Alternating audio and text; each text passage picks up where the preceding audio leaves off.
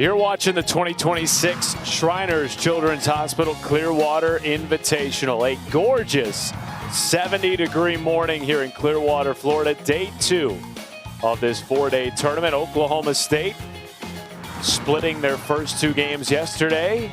Fresh off the bus, taking on Texas A&M, whose first game of this tournament is against the top 25 Oklahoma State team. 40 games in 4 days. 10 preseason top 25 teams, 3 teams who last year made a trip to Oklahoma City. Hi again, everybody. Matt Schumacher, the former All-American. Amanda Scarborough with you. And Amanda, Oklahoma State's schedule is brutal in this tournament. They're the only team playing every game against the top 25. And for A&M, this is a good test to start their tournament. Yeah, and Oklahoma State has been here every year of the Clearwater Invitational. We're used to seeing them challenge themselves with a tough schedule with their head coach, Kenny Gajewski. But, I mean, their schedule is absolutely the toughest, and they split yesterday's games. We saw some great moments and some not-so-good moments. So which Oklahoma State team are going to see in this one against A&M's first game? In a rematch of a game last year that was won by Oklahoma State on a walk-off, J.L. Austin, Michaela Wark, our impact players, brought to you by Visit St. Pete Clearwater. Yeah, Austin, a freshman who's going to be the leadoff hitter for this Oklahoma State team. Off to a hot start, does not look like a freshman whatsoever. And then Wark on the other side, actually transferred from Oklahoma State to the Aggies, already hitting over 500 and hit 4 home runs opening weekend with those 8 RBIs. Lots of pop off her bat. She'll be hitting in the middle of the order for the Aggies. And in the circle, the Missouri transfer, Taylor Pinnell, will get the start. The NCAA active saves leader, Amanda Scarborough. Yeah, I used to seeing her get the ball late in the game at her career at Missouri with Larissa Anderson, their head coach. Very comfortable in that position, coming in relief and getting the save and closing things up. But now getting some starts here at Texas A&M. A big reason that maybe she chose Texas A&M whenever she entered the transfer portal is the opportunity to get some starts. So she had one last weekend, and now she gets one here today.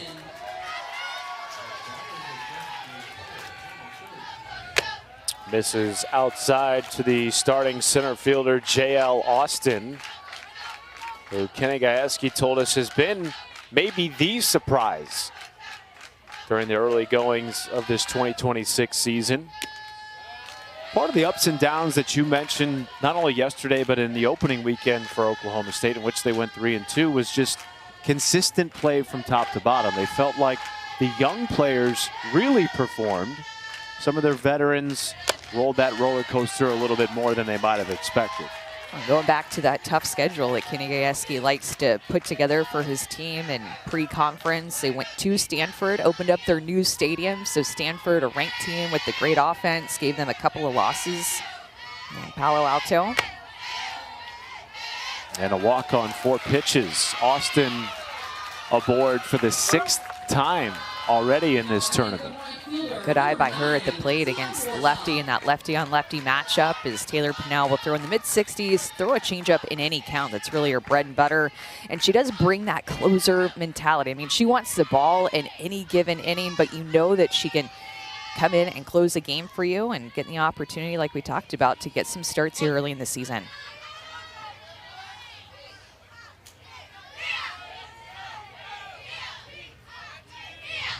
It's something that the Texas A&M pitchers did such a good job of opening weekend in College Station in their tournament.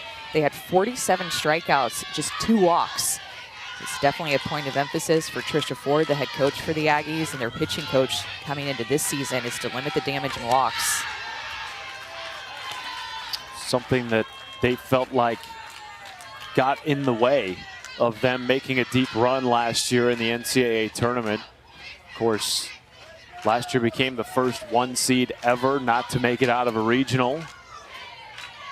And that has certainly been a major motivator coming into the 2026 season for Texas A&M.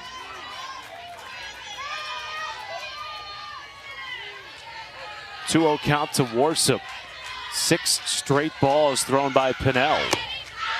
Yeah, and on the other side of things, I think that this Oklahoma State offense is going to put a lot of pressure on Texas A&M's pitching to throw strikes. Something that they worked on in the offseason is just having a ton of plate discipline.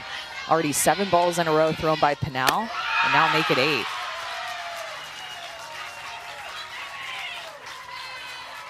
And Trisha Ford up out of the Texas A&M dugout early with the 8 consecutive balls.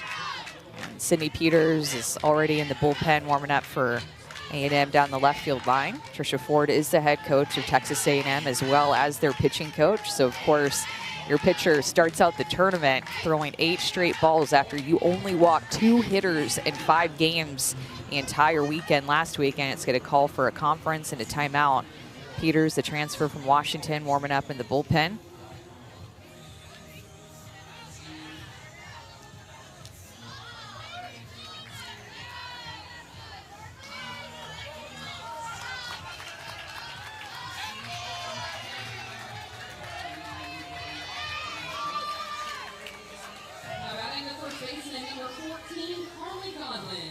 And now Carly Godwin with 2 on and nobody out in the top of the first. There's that changeup. That's a pitch that she can throw through the zone for a strike. First strike of the game on that changeup. 48 miles an hour on the change, man. That is dropping it down. Oh, that caught a piece of Godwin. And now the bases are loaded to start the game for Oklahoma State.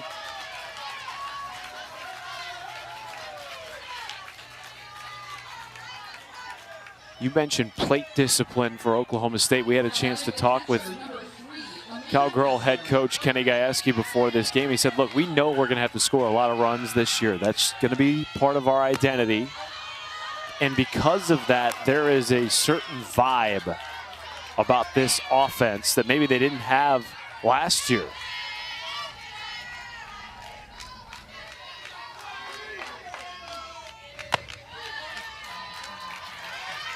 And certainly Amanda Hassler at the plate now.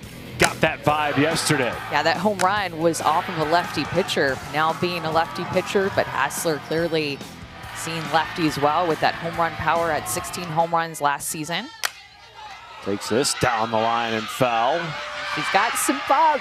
You hear that dugout get loud for that home run foul ball. And for Taylor Pinnell, she's just thinking, all right, finally working in a pitcher's count here in this game ahead 0-2.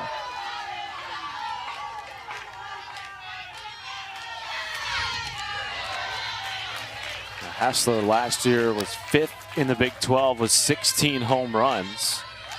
At one point last year, hit at least 1 home run in 4 straight games. Swings and misses on the 1-2, and a big pitch by Pinnell to record the first out. Yeah, it felt like a must-have out. And really, I mean, you love a strikeout in this situation if you're Texas A&M because your defense doesn't have a chance to commit an error or a ball get through the infield. A strikeout is exactly what you need in a bases-loaded situation after 3 free passes in a row. Now taking on the lefty Claire Tim, who Kenny Gajewski said depending on how she performs this weekend towards the middle bottom portion of the lineup may get moved up. Flares that to the shortstop KK Dement. About 2 quick outs for Pinnell. Well, other than a strikeout, that's the next best option. With bases loaded, less than 2 outs, just a nice, easy, lazy fly ball to shortstop off the end of the bat. That changeup getting both of her outs in this inning.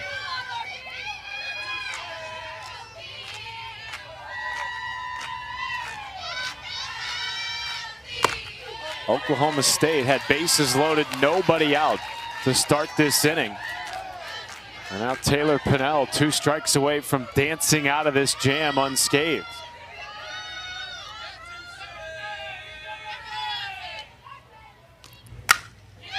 Rosie Davis has other plans.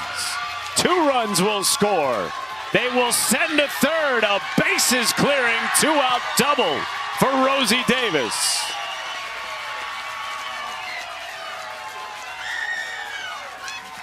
She needed that, and Oklahoma State needed that. Sitting back on a changeup, she knows that she's going to get one, and she recognizes it and is able to square it up enough. She's still a little bit out in front of that changeup, but it stays fair. Lands down the line to just clear the bases. Remember, all three of those runners that scored were free passes, a walk, and a hit by pitch. Rosie Davis, she has been so clutch in her career. Slow start, batting 100 so far this season, but gets 3 RBIs in that one swing. One of the veterans who sort of rode the roller coaster last weekend that Kenny Gajewski told us about.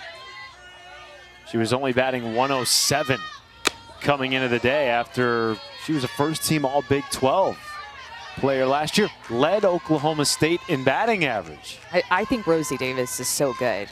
When she burst onto the scene as a freshman, she just had clutch hit after clutch hit, continued that into her sophomore year. And I just think it's funny. I had never noticed this before, but her being from Readyville, Tennessee, no surprise to me because Rosie Davis always seems ready for the big moment. She has her entire career. I love watching her play.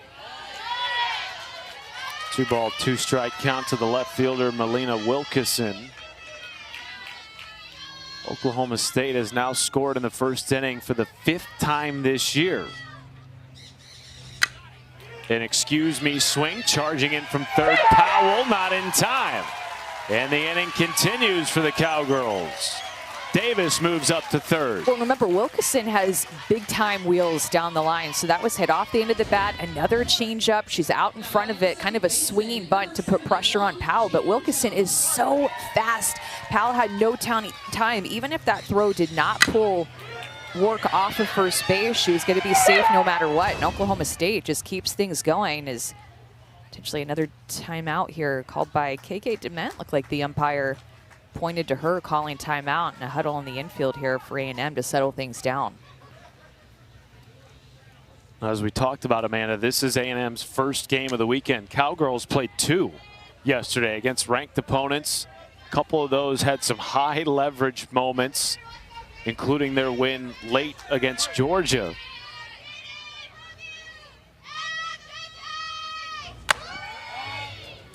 Wilkeson takes second base for her 3rd stolen bag of the season. Well, there's definitely something to that, Matt. I think of just having a day of experience on this field. We talked about how Oklahoma State has played here every year of the tournament. They're very comfortable playing in this tournament. Know that they have a tough schedule, but settled in after 2 games yesterday. Plus the early start time. A&M has yet to play. Maybe a little bit of slog getting off the bus for Trisha Ford's team. You know what? You know very well it can happen with college athletes. With me. Yeah, I know. I was going to say, been there, done it myself. I was going to say, I'm sure that you felt it as well, and being a college athlete too. Oh, I just meant slog, just as a 34-year-old man getting up in the morning. 1-2 in the center. Frankie Vrajel will not get there. Another bases clearing double for the Cowgirls. 5-zip Oklahoma State. Yeah, this is a bit of a defensive mistake here. Unfortunately for A&M, there's balls that very well could have been 2 outs on the last 2 plays. A hit off the end of the bat turned into an infield single, and then on this ball that actually had some good power behind it, considering that she was a bit out in front of it, but Vrajel took a step in and then had to react back, and that is why the ball beat her. So not a great read whatsoever off the bat. She read that well off the bat. That should have been an out. Well, the ball is jumping today for Oklahoma State. Again, an offense that hasn't necessarily had the start that Kenny Gajewski thought they were going to have in the offseason. Rosie Davis with a bases clearing double, was hitting just 105 coming into the day. And now Jaden Jones at second base. Her first 2 RBI of the season, passing the bat to her sister Aubrey Jones in the 9 spot. And they hit next to each other in the order. They play next to each other in the field, both middle infielders. Oh, that got a piece of Jones. Oh, they're going to say it touched the bat. I think they're going to say actually that it reached over. Either she reached over or her elbow was in the strike zone or out extended in the river. If it's in the river, you have to make an attempt to move out of the way of the ball. If the ball is fully in the box, then you can just stand there and take it. Right now he's explaining to Kenny Gajewski exactly what he saw. Wish we had a microphone to the umpire and could hear exactly his thought process here, but maybe her moving into it kind of looked to me like she was not a whole lot of room to move either. Yeah. If you're Aubrey Jones. Regardless, the at-bat continues. Lyndon Baptiste, our home plate umpire this morning. Tim Casati at first, Chelsea Clark over at third. What a long inning for A&M out on defense. 34 pitches thrown in this inning by Pinnell. And that misses.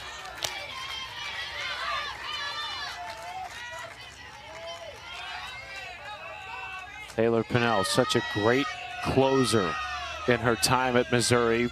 Wanted the opportunity to have a bigger role.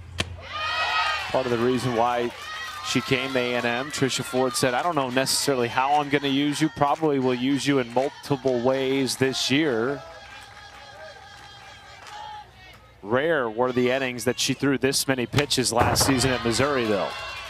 Yeah, just, I mean, just not a great start for A&M at all. And if you're Oklahoma State, you're just loving the fact that you took advantage of the free passes, because remember, the bases were loaded. Pinnell got 2 quick outs. It could have been a completely different looking inning for both A&M and Oklahoma State. And too, as a coach, Matt, no matter what time of year, you love the 2-out scoring. 2-out scoring is so important, that your team isn't just getting 2 outs and starting to grab their glove and get ready to go out and play on defense. You want to settle in with 2 outs and put even more pressure on the defense and make things happen with 2 outs. And they continue to make things happen with 2 outs. Third walk of the inning issued by Taylor Pinnell. And now back to the top of the order for J.L. Austin. It's just so frustrating when you're pitching in an inning like this. This feels forever long. I mean, it's already been almost a 20-minute inning that A&M's been out on defense. Austin started the inning with a walk. Yeah, and look at the credit you got to give to her for starting this rally. She's the one that got things going. She's a freshman, has put together already quality at bat after quality at bat. A couple of 4 extra base hits, a couple of home runs that she had last weekend at Stanford. Slow roller at short. It's KK DeMennen that finally ends the inning. A 5 spot for Oklahoma State. And Rosie Davis with a monster double down the line to score 3 with 2 outs.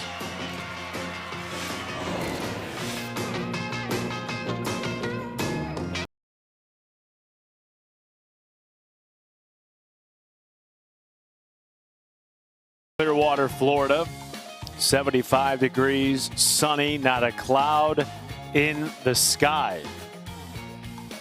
Ruby Malin back in the circle for the 3rd straight game to start this tournament. Threw a lot of pitches yesterday. Remember too, Amanda, she took a ball off the face, stayed in that game against LSU.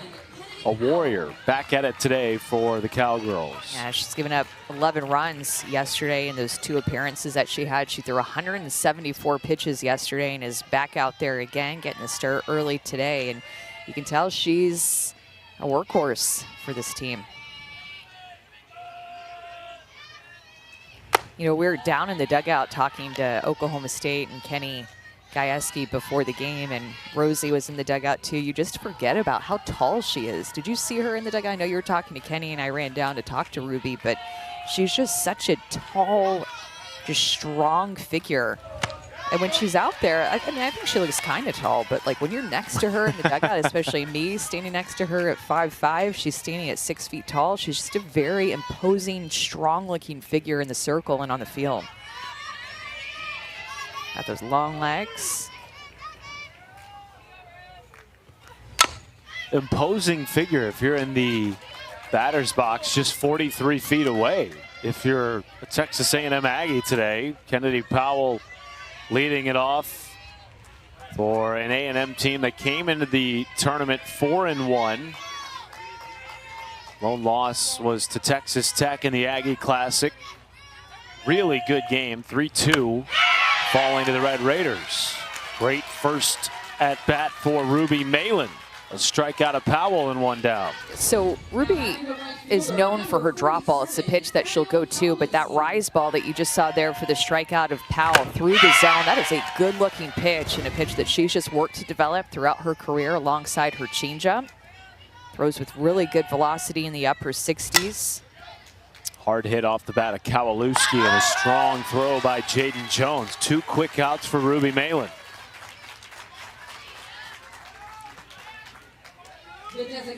And it was interesting, you mentioned all the runs she gave up yesterday in those 2 games, 11.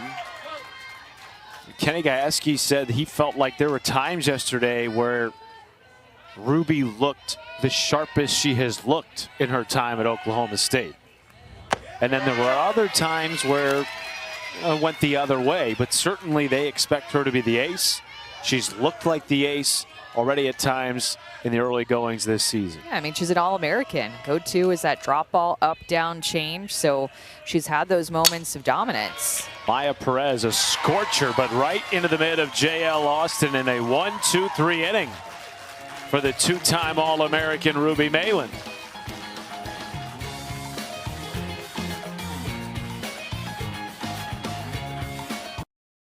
For Texas A&M after Taylor Pinnell gave up 5 first-inning runs. They go to Sydney Peters to start the second.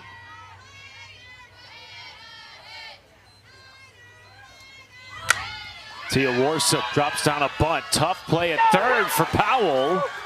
And it's into foul territory in right field.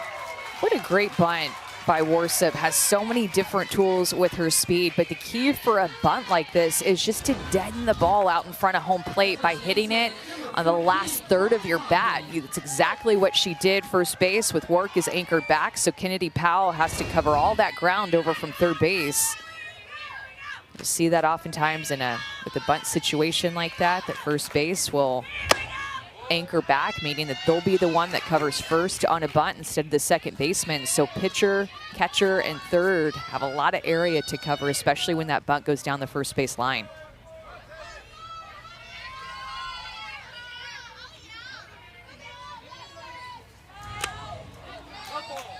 And that caught a piece of Godwin.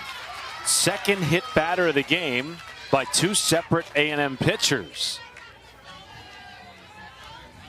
Let's take a look at Amanda's keys to the game, brought to you by Shriners Children's. And for Oklahoma State, it's going to be keeping their clean defense. They have played solid defense. Opening weekend only committed an error. Unfortunately for them, made an error yesterday. That was a Ruby Malin throw. And then for A&M, this one already is not happening. Limit the free passes. By the way, that was not made in between innings. That was made before the game.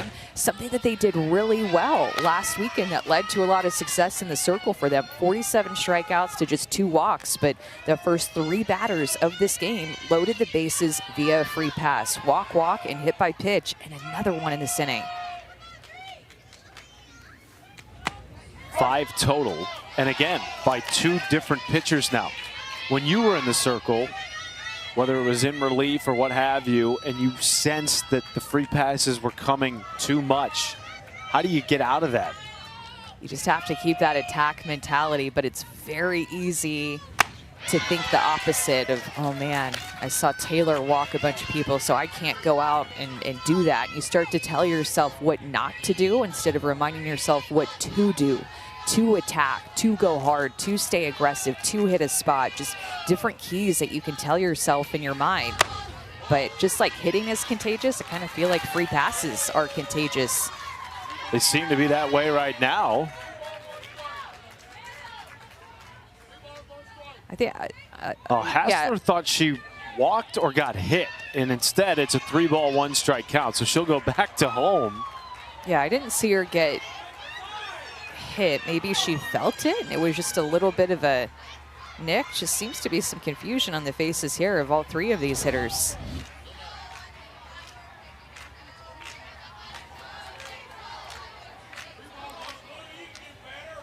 Maybe she thought it was a 3-1 count to begin with. Yeah, it could have been. And thought that was a walk. Because that was not even close to hitting her, you're right. Already 2 on and nobody out, infield drawn in. Well, and regardless, by the way, both runners advanced. So because everybody thought that it was a walk, both runners advanced into scoring position. So now you have runners at second and third.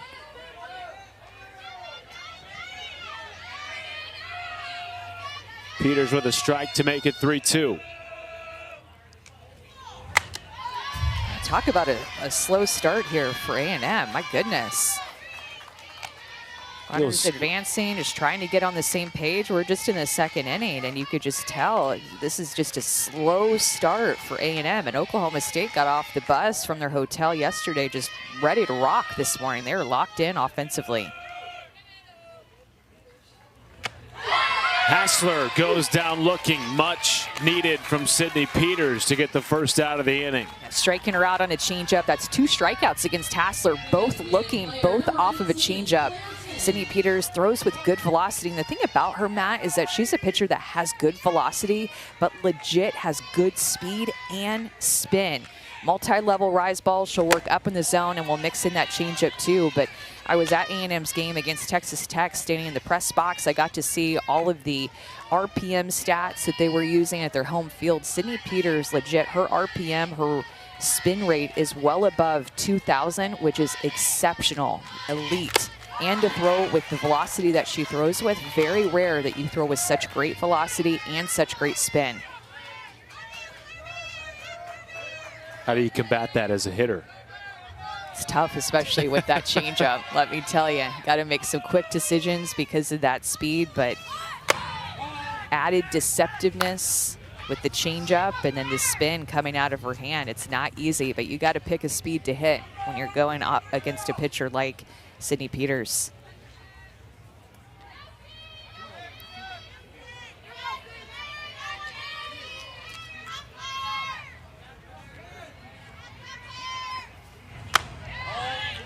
Three-one count to Claire Tim, the senior from Buena Park, California, who saw a little bit of a drop in her production last year. Was one of the top hitters on the team 2 years ago. Expecting her to return to that form this season. And frankly, that was a microcosm of the Cowgirls roster as a whole last year. Came in off 4 consecutive Women's College World Series appearances. Didn't get out of the regional last year. And it just felt hard. Every week felt hard, in the words of Kenny Gajewski. There's a fresh energy, though, this year for the Cowgirls, and we are seeing it on display. Another walk, the 6th free pass to load the bases in the second with 1 out.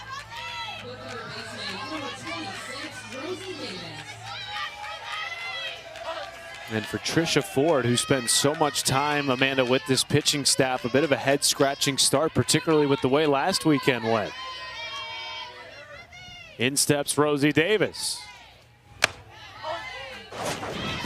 Yeah, last time up, she stepped up 2 outs with the bases loaded and got herself 3 RBIs. Quiet start so far for Rosie Davis, but she needed that swing. Oklahoma State needed those runs to score first, especially after loading the bases and getting 2 quick outs. Looked like for a second they weren't going to come away with anything.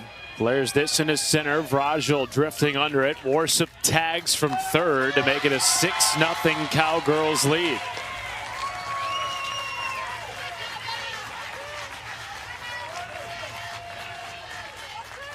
Fourth RBI of the day for Rosie Davis.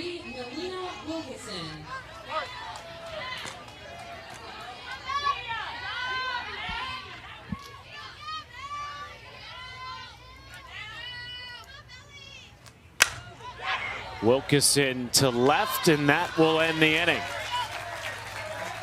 Oklahoma State offense taking advantage of free passes. They lead it by 6 in Clearwater.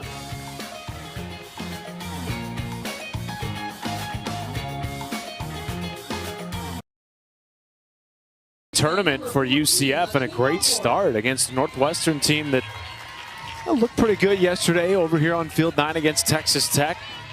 Not an easy way to start Clearwater going up against Nyjah Kennedy and the #1 Red Raiders. Yeah, there's, Matt, the field of teams that we have in this tournament is unbelievable. I mean, if you're a softball fan watching right now, buckle up for the rest of today, tomorrow, and Sunday. This is the best field of teams we have ever had at this tournament. The bar was already pretty high, but the level of teams that we have here is by far next level. It feels like every matchup that we have is a super regional quality matchup, or even Women's College World Series matchup that usually we have to wait until May to get, and we have it the second weekend of season.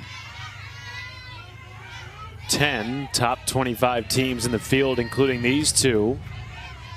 A&M down 6-zip to start the bottom of the second with Ruby Malin back in the circle, and here pitching against her former Oklahoma State teammate, Michaela Wark, one of two Cowgirls transferring over to Texas A&M in the offseason. The other, Talon Edwards, who will bat third this inning.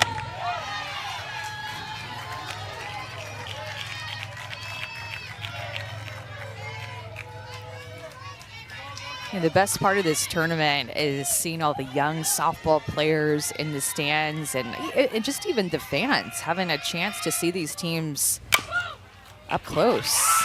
Diving play at second base by Aubrey Jones, and just beating the throw.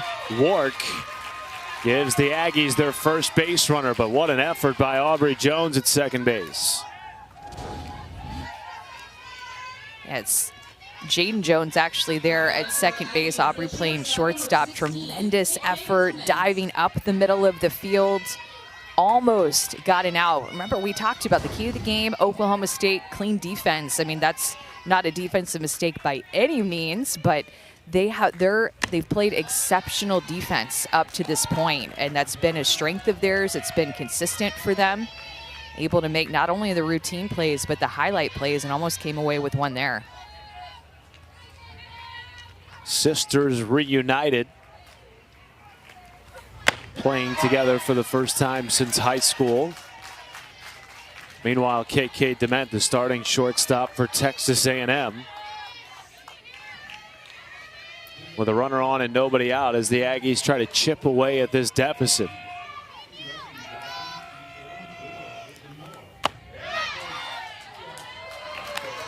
When Ruby Malin is able to throw her drop ball for a strike that's not right at the bottom of the zone, but almost works through the zone and just clips the corner of the plate, that is such a difference maker for her. You can tell early on in the season, especially even watching her pitch a bunch yesterday, trying to figure out the precise location and way to start her drop ball. There's another example of it right there. So 3 in a row on the outside corner to KK Dement, trying to get that perfect spot. Here it is. Drop ball comes over the top of it, almost just spots it like a fastball in the outside corner, but it's that location that just clips the corner of the plate. That's a good spot for her. That was her second strikeout. Oh, and then she goes up with the rise ball. Looked like a low rise ball on the outside corner. We'll see it again here. Maybe a drop ball that just stayed a little bit elevated, but goes up in the zone. Yep, rise ball, outside corner, low rise. Right now she is tunneling her drop and her rise so well. That change working a little bit too, staying in the back of these hitters' minds.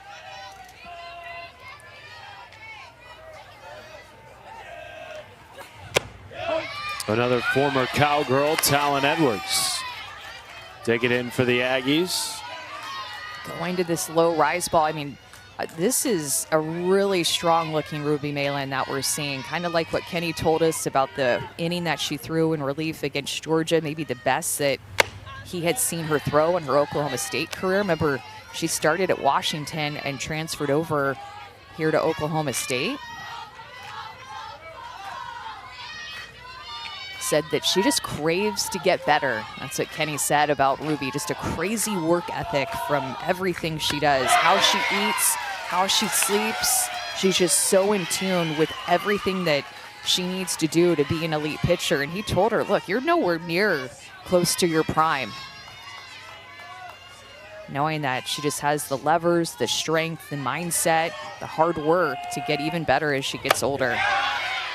and a potential candidate to get drafted to the AUSL. Another one of those senior pitchers. I mean, a big-time theme in our sport this year is the level of talent in the senior class, but specifically the senior pitchers that we have, not just at this tournament, but all across the country. However, several of the seniors are here. Back-to-back Ks. Hassler on the throw up to first. 2 down as Wark moves into scoring position. That's exactly what Ruby wanted to have happen here. A little chase down after getting a rise ball for a called strike early in the count. Talon Edwards getting well out of her strike zone with 2 strikes, chasing that drop ball down. 3 strikeouts for Ruby.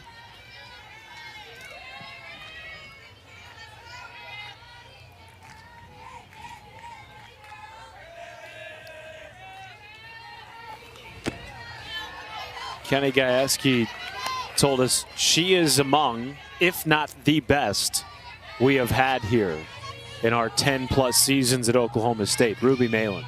Her talent is off the charts. And as you mentioned, Kenny feels like she's still years away from even reaching her ceiling, which is crazy to think about because when she's been at her best, Amanda, she's been nearly unhittable. Well, and you're seeing it today, and you can tell that she's just really locked in. A&M's going to need to do something to just get her out of seemingly controlling all of these at-bats. Locked in with her drop ball, just missed a little bit low there, and that's why that one a couple of hitters ago that was on the outside corner, a little bit elevated, just clipped the corner, is such a good spot pitch for her when she gets at a called strike. Exactly where she needed to put it.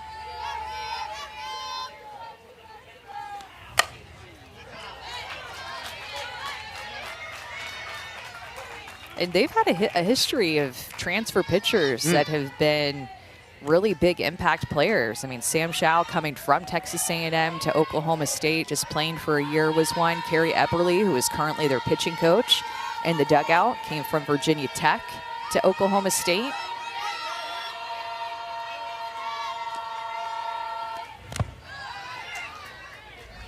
Ball gets away from Hassler. Over to third goes Wark.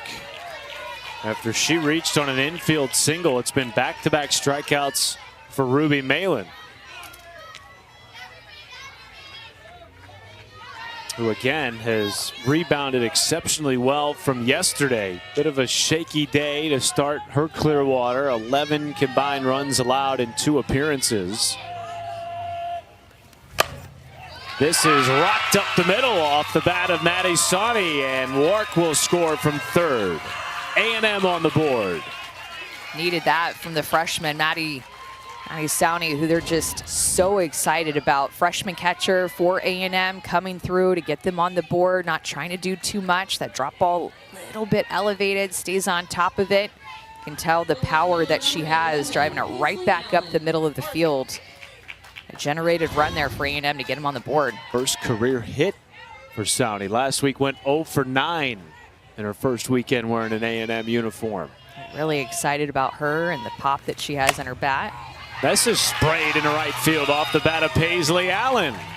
Now a little bit of a 2-out rally brewing for Texas A&M. Well, another transfer there with Paisley Allen. There's several impact transfers that are in this A&M lineup. Paisley Allen coming from Georgia, little real versatile player.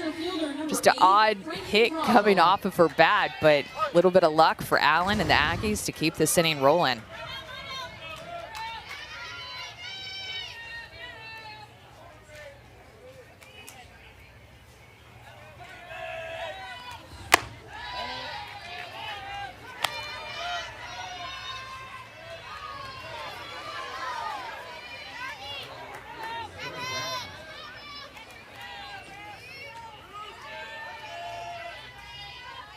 One-0 count to the 9-hitter Frankie Vrajel.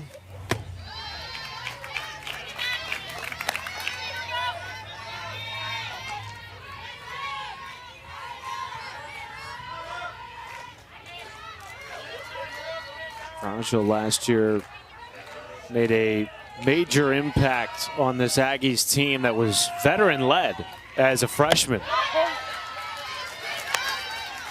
When it was in this tournament that she really stepped up due to an injury. I started to make her way into the almost everyday lineup for A&M. had an opportunity in this tournament and stepped up big.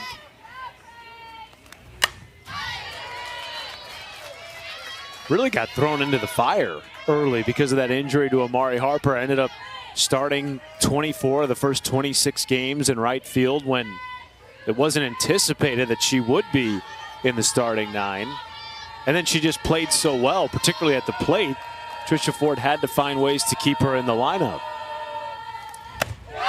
Goes down looking here on the 4th strikeout of the game for Ruby Malin, who strands 2 Aggies on base. Yeah, giving up a little bit here and there, but Ruby Malin is so locked in. Looks like drop ball, paints the inside corner, freezes Rajal. 3 strikeouts in that inning.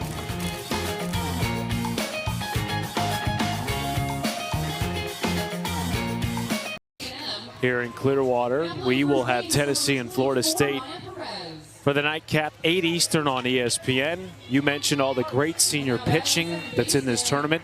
We might see Carlin Pickens for the Lady Vols against a Florida State team that again this year, Amanda, is top 10 in the nation. And Jazzy Francic for FSU. Hopefully we get a little Carlin versus Jazzy matchup. She's just a sophomore for Florida State, their ace. Already threw a no-hitter earlier this season, a fantastic freshman season.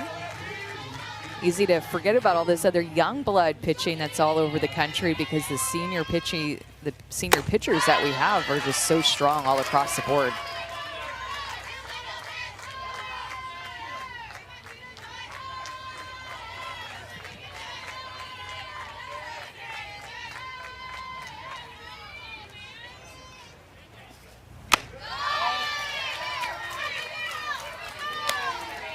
Maya Perez now at first base for Texas A&M, taking over from Michaela Wark. Sydney Peters back in the circle for her 2nd inning of work, relieving Taylor Pinnell. And another free pass issued by A&M pitching. The 5th walk to go along with a pair of hit batters. Meanwhile, monster day in women's hoops on Saturday. Women's college game day kicks it off at 8 p.m. Eastern, followed by the premier game of the day. Number 3 South Carolina, number 6 LSU.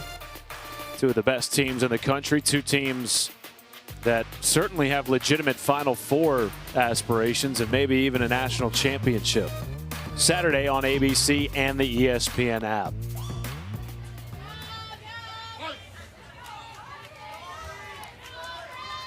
Kaya Booker comes in a pinch run for Oklahoma State.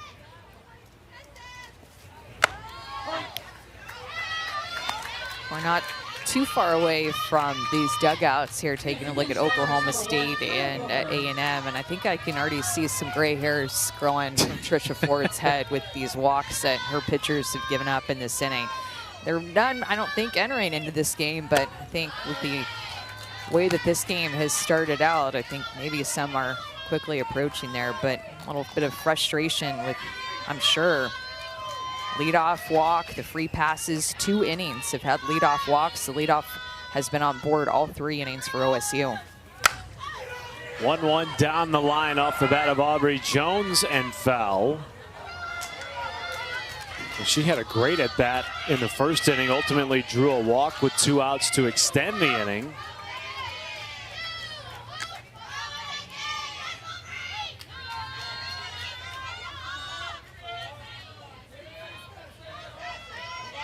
Lot of young softball fans. So cool. You know, we were talking about that earlier, is these young players at times can just be sitting in the stands with the college players. We saw Nyjah Kennedy sitting with some Texas Tech teammates in the stands, and young girls coming up, getting pictures with her and getting her autograph. I mean, you just get to be so close to these stars. Jones into the gap in left center, will dig for 2 as Booker moves up to 3rd. A double from the 9-hitter for the Cowgirls. Aubrey Jones, so good defensively at shortstop, a new face on this Oklahoma State team, and look at her sit back on a changeup. couple of times the changeup has been punished by these Oklahoma State hitters, almost as if they're looking for it. Maybe they're communicating in the dugout, or they're just going up to the plate, sitting on change. Rosie Davis, that bases clearing double that she had was off of a changeup, and that one there by Aubrey Jones to turn over the order. And now back to the top of the order for J.L. Austin. Well, this has the chance to be a game-breaking inning for Oklahoma State, who split yesterday against Georgia and LSU. A bit of a Jekyll and Hyde day as that one gets past Maddie Sawney, and Booker scores easily. And some of these runs are just coming really without resistance for Oklahoma State. Well, and I think that's the frustrating part for A&M and Coach Ford and the staff. I mean, that was close to being a strike. In fact, was it a called strike? Yeah. Yes. Yeah. 1-1 count. We talked about it. Oklahoma State played 2 games yesterday against ranked opponents. Aggies hadn't played till today, since last weekend. Early start time, maybe still shaking off some of the cobwebs, but boy, Oklahoma State jumping out all over A&M to start this game. Well, and the tough part too is now Oklahoma State has scored every inning. You know, so it's just this relentless offense that even when A&M just had scored that 1 run, feeling like, all right, broke up the shutout, can get back into this. And OSU answers back still.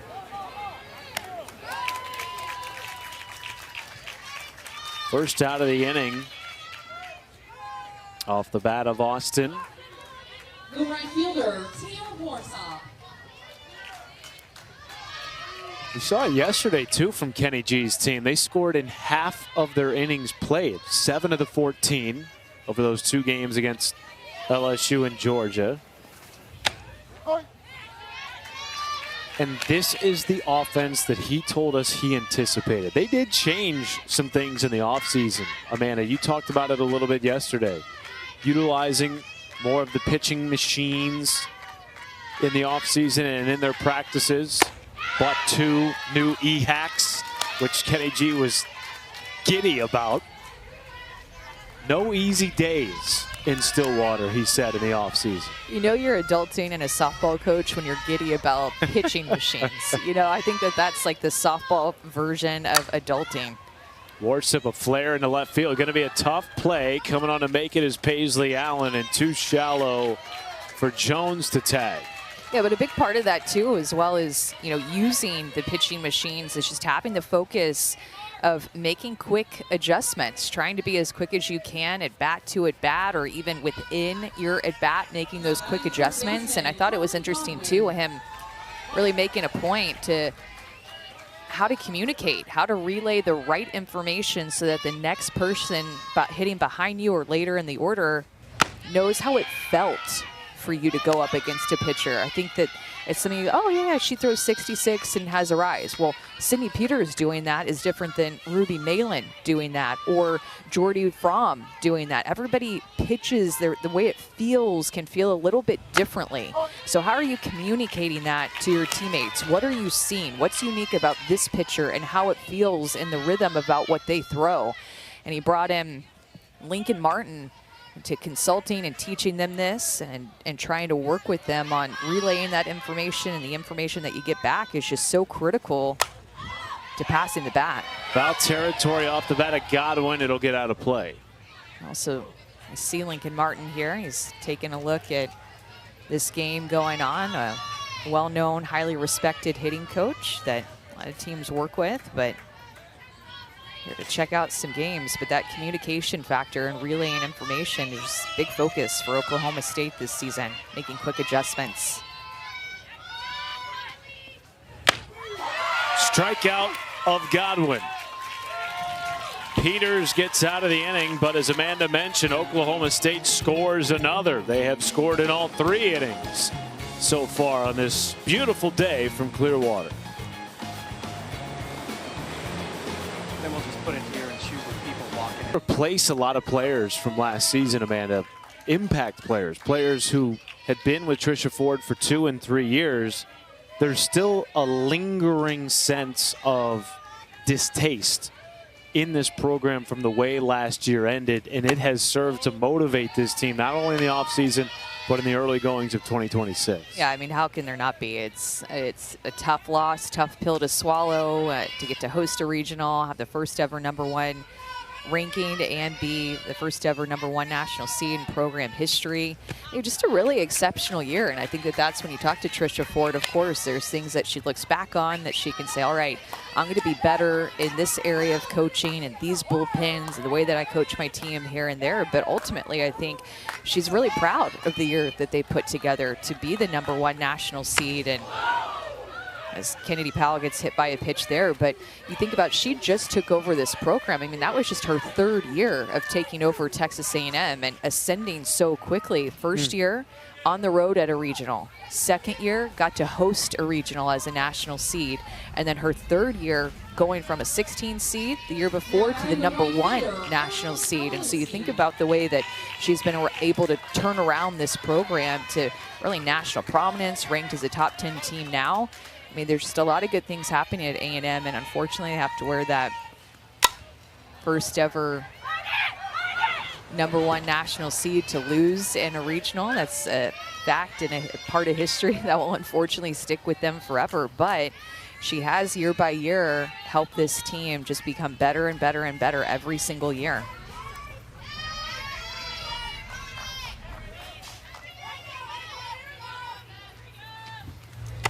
And they lost a lot. I mean, you think about, it's a completely different looking A&M team with freshmen and new ads from the portal, but losing Emily Kennedy, who was their ace for a couple years since Trisha got to Texas A&M. They lost their shortstop that had been there for 4 years, Coco Woolley.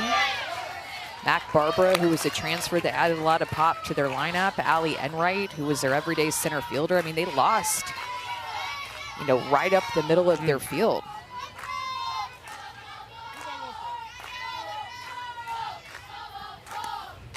Not to mention everything that those young ladies did at the plate. Meanwhile, back-to-back free passes to start the 3rd inning for this Aggie offense. Powell and Kowalewski aboard for the first time today. And Ruby Malin is saying that that should have been a 3-1 count, which our bug and the scoreboard both said 2-1 before that last ball. And Lyndon Baptiste just got together with Tim Casati and Chelsea Clark to confer. Ariel Kowalewski, the A&M batter, didn't hesitate at all. She thought the count was 3-1 when that ball came home. And she will come back home for now what will be a 3-1 count. Well, she was just excited probably hearing the umpire say ball 4, take your base. She's like, cool, drop the bat, hustle on down. I'm not going to argue with that. Play it off. But the runner did go to second base, Kennedy Powell. Yes, so 2nd time that something like that has happened in this game. Once for Oklahoma State and then once for A&M.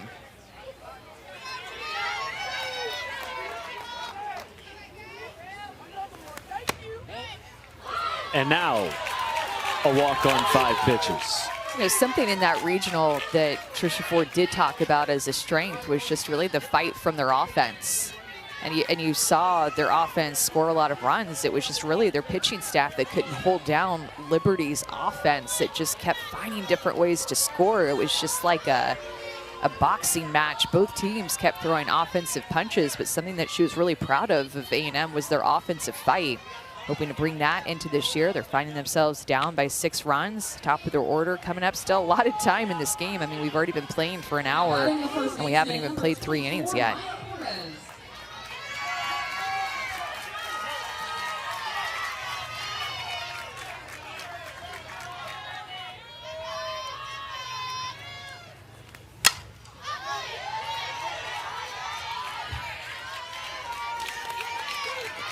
Maya Perez certainly has the ability to change the dynamic of this game with one swing of the bat. She went 3 for 5 last week. A week in which A&M's offense was uber successful with runners in scoring position, hit 400 in their opening weekend, in which they went 4-1. And definitely the hitter that is circled in this lineup from the year that she put together last year as a sophomore and All-American year. Best one by far, truly capable of seeing what she's capable of. Or you were able to see last year what she is indeed capable of at the plate.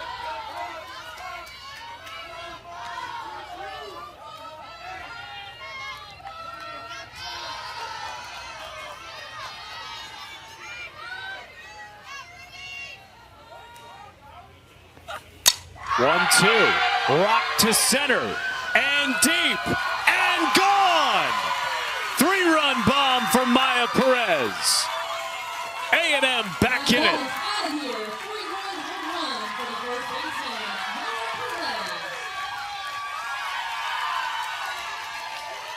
Maya Maya Perez. Perez became an everyday starter for A&M last year, and she has not left the lineup since.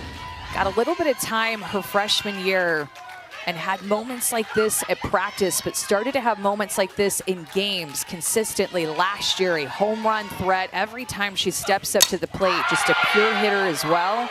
A&M needed that to get back into this game with one swing, a 3-run home run by the All-American Maya Perez, and it cut this lead in half.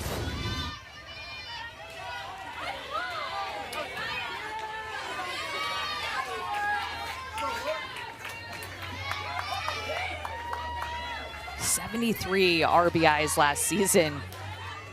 Maya Perez already has 8 on the year.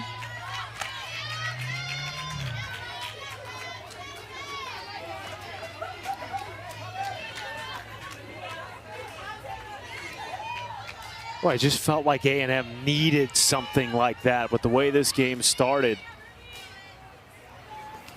Down 6 runs, a lot of free passes.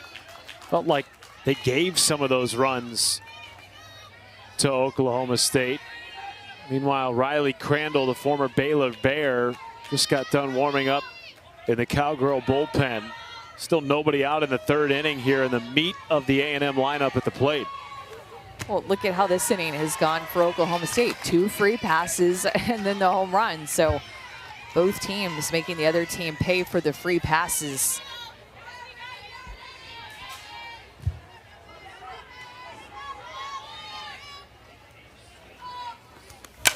Rourke flares the 2-1 into center, and finally the first out of the inning.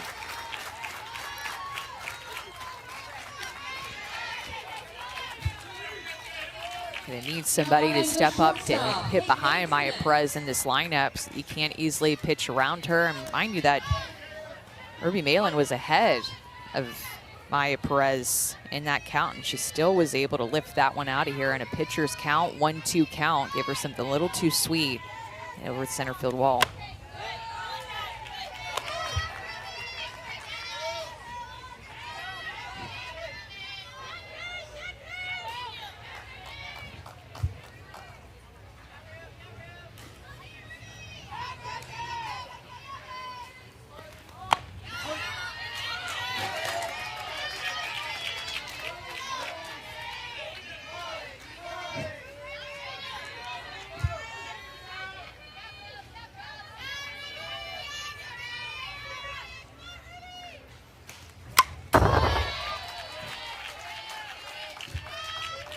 KK Dement,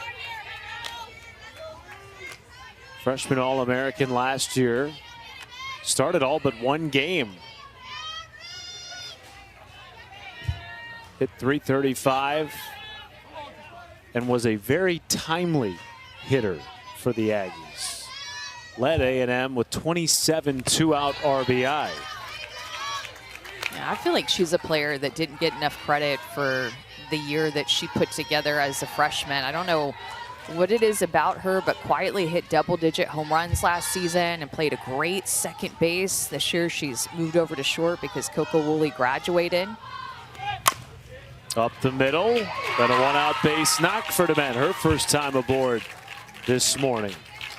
Yeah, that was all defensive positioning. We'll see if maybe Aubrey Jones, the shortstop, see her pulled toward the 5-6 hole. It opened up the middle of the field. Maybe if she was a couple steps over, she could have gotten to that one, but get down as a hit for KK, who last year had those 16 home runs, 64 RBIs, and I feel like that was the most quiet hitter in the entire country, especially as a freshman, to put up those numbers. And even this year, Maya Perez gets a ton of attention, but I feel like KK Dement does not get the attention that she deserves as a hitter on this team. Freshman records, 18 doubles, 64 runs batted in, passes the bat to Talon Edwards, and that rolls to the wall. Dement rounding third will score without a throw, and Edwards with a 3-bagger to make this a 7-5 game in Clearwater.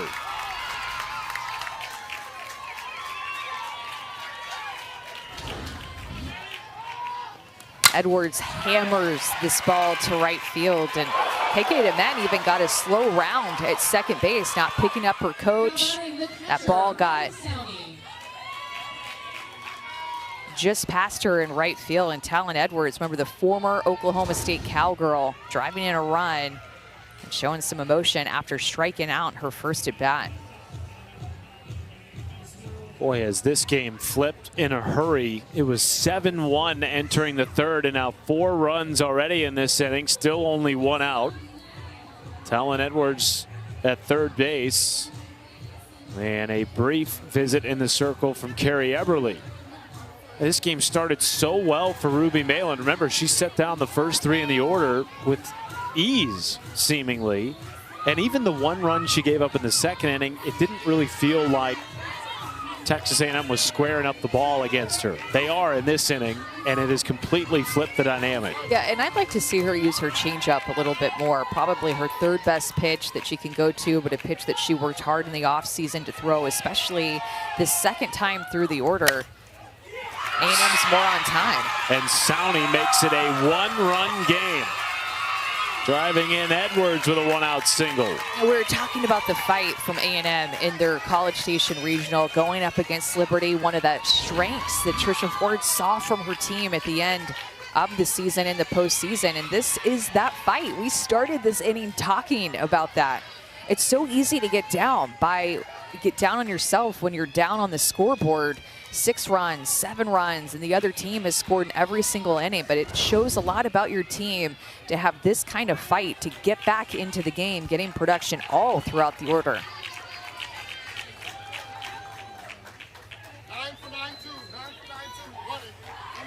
Haley Golden will come in to pinch run over at first for Sowney.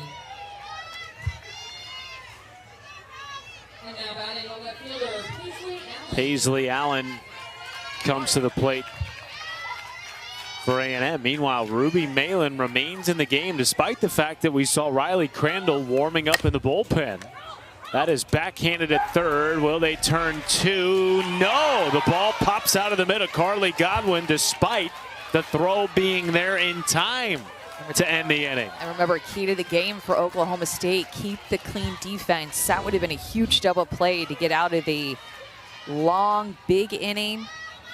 I don't know if she would have been out anyway. The umpire was surely about to ring her up, and we don't have video review, but I thought that she was safe to get into the safety bag anyway, but the umpire was about to ring her up if the ball wouldn't have been dropped. So the inning continues for Frankie Vrajel. Game-tying run aboard with 2 outs in the third.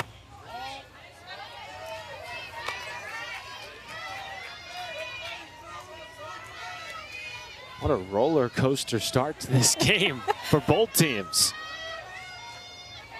7-1 lead for Oklahoma State coming into the bottom of the third. 6 runs scored already for A&M.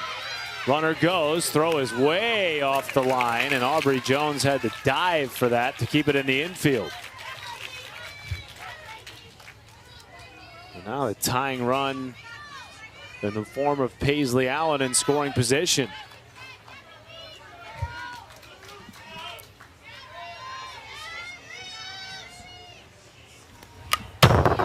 Again, I just don't feel like they're mixing enough changeups in. A&M is just really settled into Ruby's speed. They're not swinging and missing as much. And remember that this inning started with a hit by pitch followed by a Kowalewski walk. good at bats to start out this inning, and then that Maya Perez home run, able to really start to claw back into this game. That ball gets past Hassler. And now Allen just 60 feet away. Well, and Kenny told us before this game, look, we're going to have an offense that scores a lot of runs. And so I'm sure he loves seeing in the first 3 innings 7 runs on the board with Ruby pitching the way that she was. But in this 3rd inning, this game is really just kind of turned on its head. 2-2 strikeout. Hassler throw up to first to complete it. A big inning for Texas A&M. 6 runs, the most they've scored in an inning this year. Maya Perez, 3-run bomb, changing the tides here in Clearwater. A 1-run game after 3.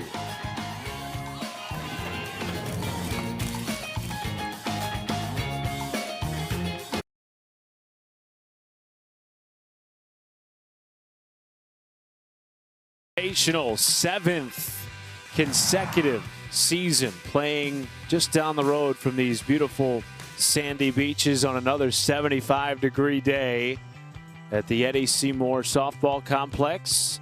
We're now joined by Oklahoma State head coach Kenny Gajewski. Coach, this game has been a roller coaster. How are you maintaining emotions in your dugout right now? Yeah, not very good. Yeah, it's been wild. You know, we've scored 7 runs here. I think we've had 7 free passes and 5 or 6 hits, and only have these runs here. And against a team like this, that's just not enough. So we got to keep pounding away here. Coach, what is it that you attribute to Ruby looking just lights out in 1 inning and then maybe struggling in another inning? What do you attribute that to? I don't know. That's one of the things we've been working through. She's been so good. You know, she has innings where it's just so good, and then all of a sudden, like the ball that Perez hit out, obviously a hitter like her, you know, we called chalk, and the ball was, I think it was right down the center of home plate. So just that focus in, just working through. If you're going to miss on the good side, and right now she's missing on the bad side. Coach, appreciate your time. All right, guys, thanks. And that's something that we had pointed out, Matt, that Ruby was doing so well with her drop ball early in the game, was just living on the corner. Remember when we were talking about that, pointing out the spots of her drop ball outside to the right-handed hitters, especially just painting the corners.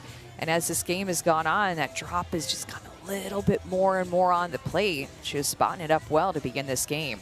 A lot of pitches that she's thrown in 24 hours. I mean, she's thrown about 200 pitches in 24 hours of work here. 2 games yesterday we saw her, and then getting the start this morning.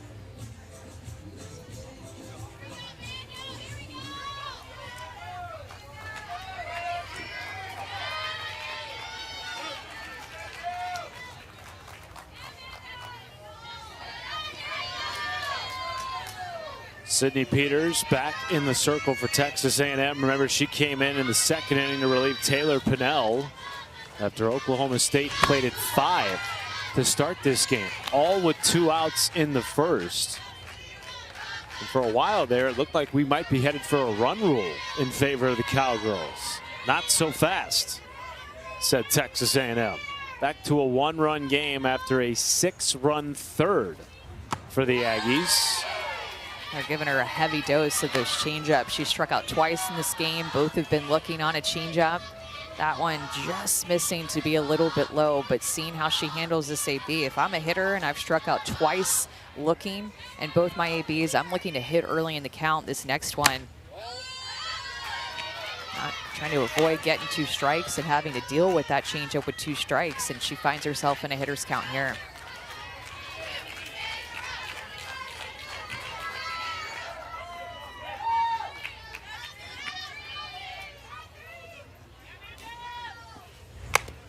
Excuse me, swing off the bat of Hassler. Powell, a flip to first, 1 down. Important for A&M to just go right at these hitters and get some quick outs after having that big inning. They scored 5 runs in the bottom of the 3rd just to get back into a run of Oklahoma State's lead. Sydney Peters and the defense have to play sharp here with the middle of the order here. That was the first Oklahoma State leadoff batter retired in this game by Texas A&M pitching. It just makes a world of a difference. It takes pressure off of your pitcher, off of your defense. Everybody can just kind of settle in on defense into the inning. They're like, all right, got a quick out there and just 2 more to go. 1-0 to Claire Tim.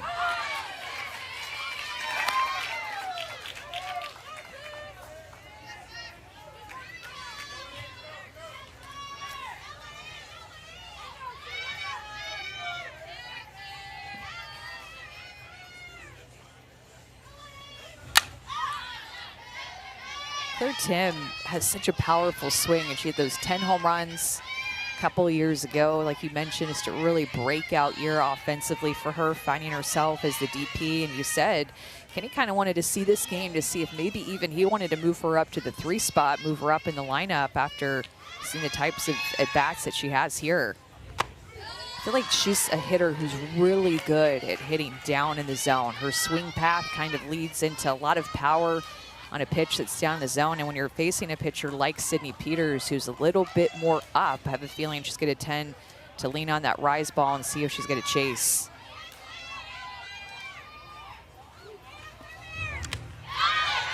Foul tips the 2-2. Going after that pitch. Goes to a changeup. That was a nasty pitch by Peters.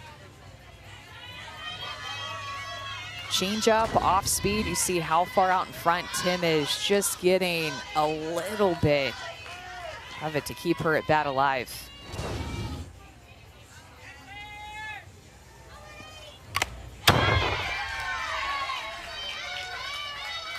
I'd like to see Sydney Peters on that last pitch would have expanded the zone even a little bit more up to see if you can get a swing and a miss from Tim instead of a foul ball like that. But great piece of hitting by Tim, fouling off a couple of pitches with 2 strikes, a couple of different pitches to extend her AB. 7th pitch misses upstairs. Full count now to Tim. It's a great at bat by her.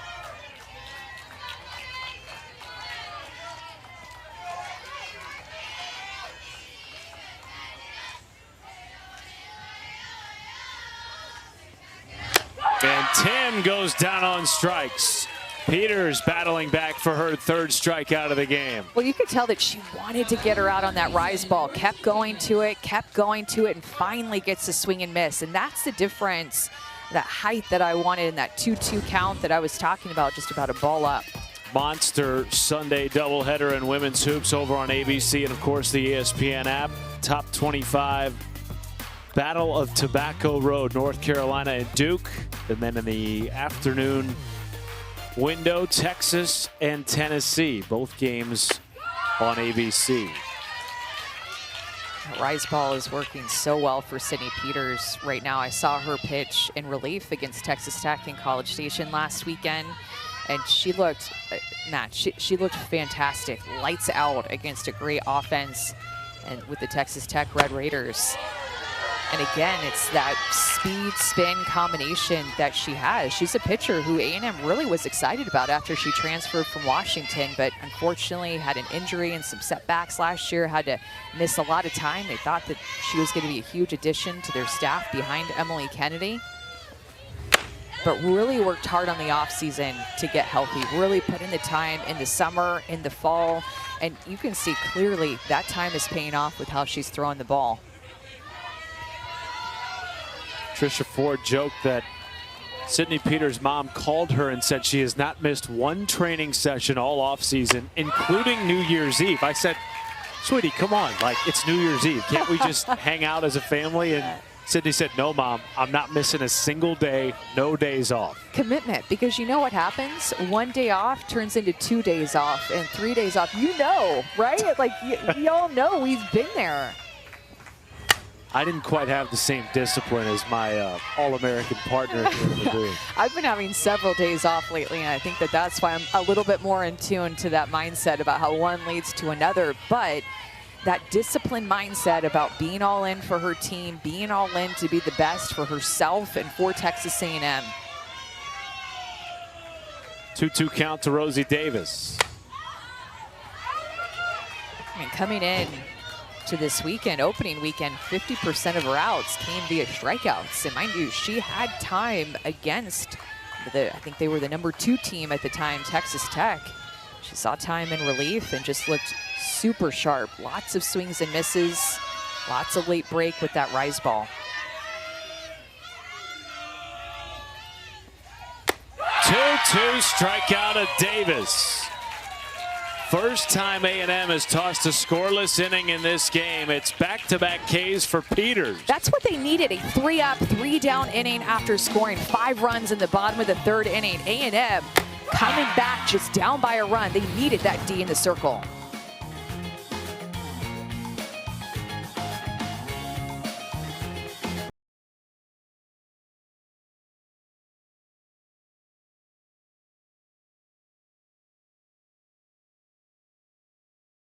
Hospital Clearwater Invitational. Beautiful sights and sounds all weekend. 40 games in 4 days. Lots of top 25 matchups, including this one here today. We're joined by Texas A&M head coach Trisha Ford. Coach, this game has been a roller coaster. You get down 6-0, all the free passes, but you're right back in this game, making it a 1-run game. How did your ladies stay in it and show this resilience over the last couple of innings? Well, I think that's what this team's about. You know, we're still trying to figure some things out. We obviously had a rough start of this game, but we just got to chip away. There's 7 innings in this game, and you know, one of the things that I think we pride ourselves is that we are not out of any game until the last out.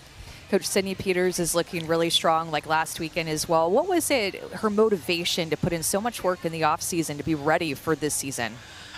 She might have got a little push, but you know, I think Sid, she wants to be great, and I think us as coaches, everybody that's been doing this for this long, we know what it takes and we know what it looks like, and so it's our job, our opportunity to put that in front of them and say, hey, like, I think you could be really special, but you need to do X, Y, and Z. Coach, appreciate your time. Thank you. Thanks so much. You know, when Coach Ford talks about it with Sydney Peters, she calls it chasing greatness, and I always just liked that quote because I feel like that's something we can all learn from. Chasing greatness out there in the circle. That's what Riley Crandall is chasing this year.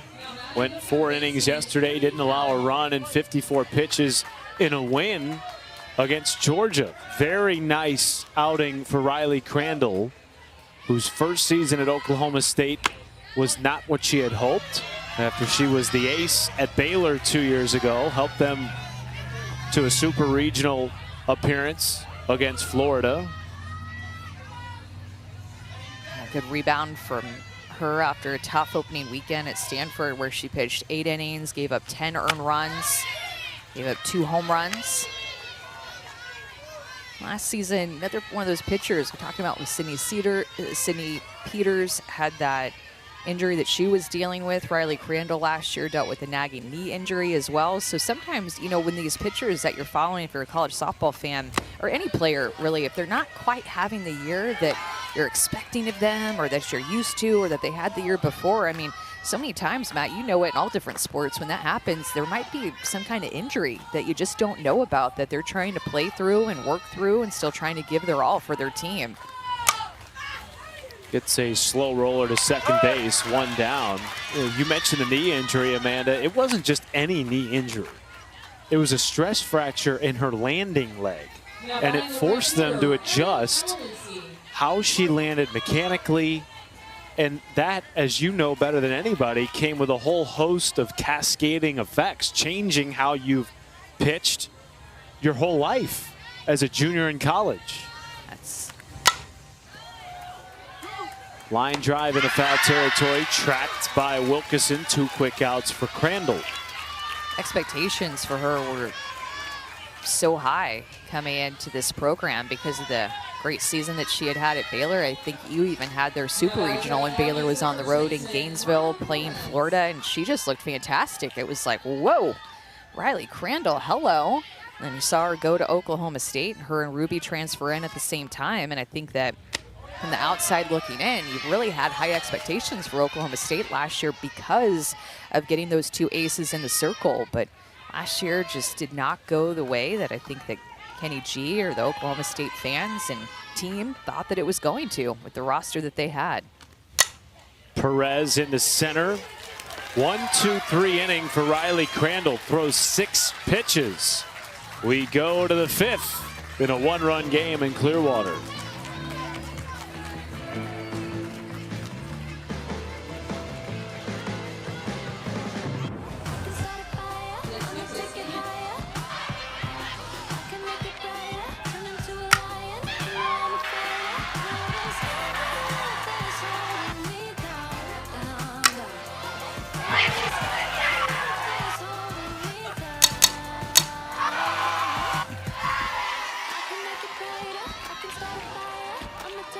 Later on today on ESPN2, Carlin Pickens, the reigning SEC Pitcher of the Year, maybe getting out of the way of a foul ball, walking into Eddie Seymour Softball Complex here in Clearwater to take on a top 10 Nebraska team. Will we see Jordy Fromm and Carlin Pickens mano-a-mano in the circle?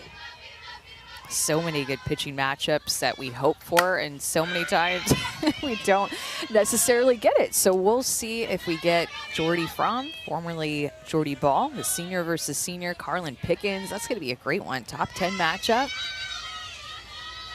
Love it. Everywhere you look, there's top 25 matchup here, top 10 matchup there. Happening all over Clearwater. And it's fun to have all 4 fields with action today. Yesterday we just had field 8 and 9. We kind of ease into things, and now we have 4 fields all playing. There's no easing today. We're both feet in the water. That's right. 3 games here on field 9. We will see Texas A&M later against Duke. Meanwhile, that pitch hits Melina Wilkeson.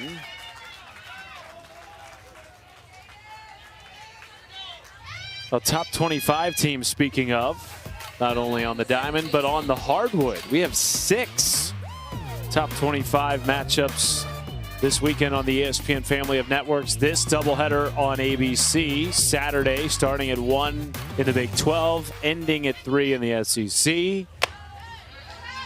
Awesome time of year. Got very meaningful basketball games down the stretch here in February, and meaningful softball already starting second week of the season. These games so meaningful for these teams from the standpoint of positioning themselves to host not only a regional but a super. And as we've talked about year over year on this network, Amanda, the importance of hosting throughout the run to the Women's College World Series if you're to get to Oklahoma City. Yeah, teams like competing in this tournament because you have a chance to play quality opponents, get some great experience for your team, but also you have a chance to get some quality wins on your resume. I mean, your resume starts on day 1. It's kind of like, you know, when you enter into high school and they're like, be careful, like don't start slow. All your grades count and they stay with you throughout the whole time, right? Like that's how it is in a season. All these wins and losses, for that matter, if you have a bad loss, as Sydney Peters gets a strikeout there against Jaden Jones, but all the wins and losses stick with you for the entire year, and you want to be able to gobble up all the quality wins that you can, as Sydney Peters uses that rise ball again for another swing and miss. Hasn't allowed a hit since the 3rd inning. 5 strikeouts. Just the 1-hit batter to start this inning. Went 1-2-3 last inning. Had before that hit batter set down 6 in a row.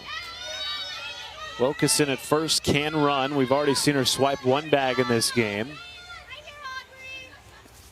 Yeah, and you can see that she's starting to expand the zone with that rise ball. That was a good take there by Aubrey Jones, but chased the one just before that. And as Sydney Peters has worked herself into this game and gone on, that's that multi-level rise ball that she's able to throw. She's now getting to expand the zone more because they're chasing more.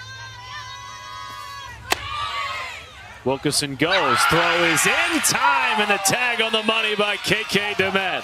A strike by Maddie Sowney, 2 down. Just take a look at the location of this throw. This is a freshman. It does not get better than this. It is exactly where it needs to be. Ball, tag. KK Demet coming over from shortstop. That is a great pitch for Sowney to handle, to make the throw to second base. And Demet, remember, she was playing second base as a freshman last year for A&M. She is going to be their everyday shortstop now. I mean, my goodness, that was a thing of beauty. What an arm by the freshman. First time this year Oklahoma State has been caught stealing. They were previously 13 for 13. And that is a statement maker for a freshman back behind the plate who's likely to see a lot of time. You make a throw like that, everybody now for the rest of the weekend and the rest of the year is going to be hesitant and stealing. If you don't make it, it's the opposite. Oh, cool, freshman back behind the plate. We can be really aggressive on her. Or if KK DeMent doesn't come away with that tag, I mean, there's a lot of things that have to go right on that play, but that's a statement maker for this battery. DeMent cannot backhand the double hopper off the bat of Aubrey Jones, who keeps the inning alive in the 9 spot. That would have been big to get that as a third out there with a 3 up, 3 down inning in the 4th, and would have been kind of a different 3 up, 3 down here in the 5th with the caught stealing. But KK DeMent opting to backhand this, pulls up too soon, and ball gets under her glove.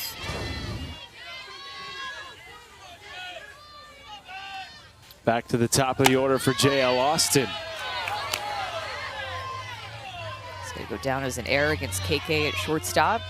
That was a tough play, though. Tough play, needs to be made for sure. Something that this A&M team did make some errors opening weekend, need to shore up their defense. That just missed the outer edge for Peters. Big part about that error too was that it turns over to the top of the order now to give JL Austin, who's just been so hot at the top, as another star freshman. 6-game hit streak to start her season. Had 2 home runs opening weekend, 1 against Stanford, 1 against Cal. Drove in 7 runs. Loved her production at the top of the order.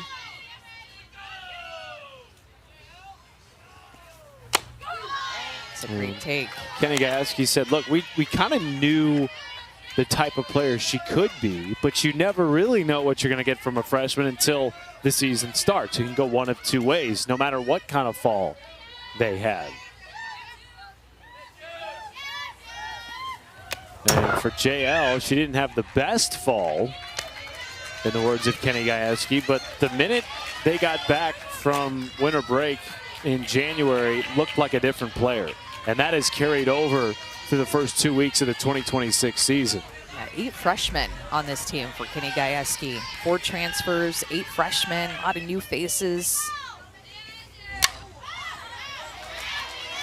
So about 50% returners and 50% new faces. I can't tell you in our prep work how many times I feel like I wrote that down. About 50-50. You know, with the transfer portal and the freshmen coming in, I feel like that was a theme. Everybody's about 50-50. 50% returners, 50% new faces. Another strikeout. 6 for Peters. OSU is 0 for 8 with runners in scoring position thanks to Peters. Working that rise ball all through the zone. A&M so down by a run, but have 4, 5, and 6 coming up.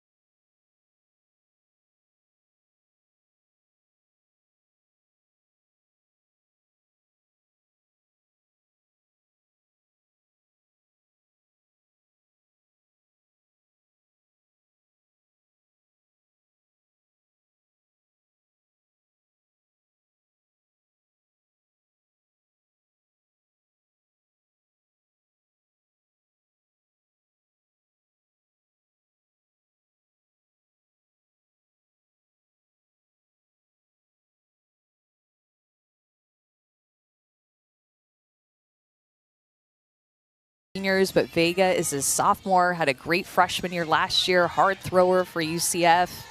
2-run game over there on that field. A lot of close ones happening between our field and on the backfield, but Vega, she could bring it, 70 miles an hour? Her changeup wasn't great last year, but I could tell by that pitch that one of the strikeouts that she threw was a strikeout on that changeup. That rise ball was moving. It's a big weekend for Northwestern. We had a chance to see them here on Field 9 yesterday. And Kate Drohan's team just snuck into the NCAA tournament last year. It took them till the final week of the regular season. They needed 2 top 10 wins against UCLA to solidify an at-large bid.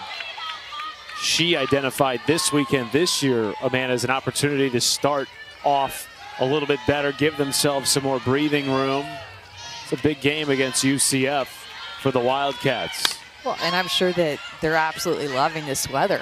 I mean, coming from the Chicago area, she had said that they had only had 1 outdoor practice because of just how cold it's been. I mean, we forget about that. It's still February in some northern states. It's freezing, snow on the ground, but here in Clearwater, it's literally 70, it's sunny, and perfect for softball. I haven't forgotten. It's 20 degrees back where I live. Okay. Not in Texas. Well, Texas, you don't know if it's going to be 20 degrees or if it's going to be 85. It just, in the winter, you don't know what you're going to get.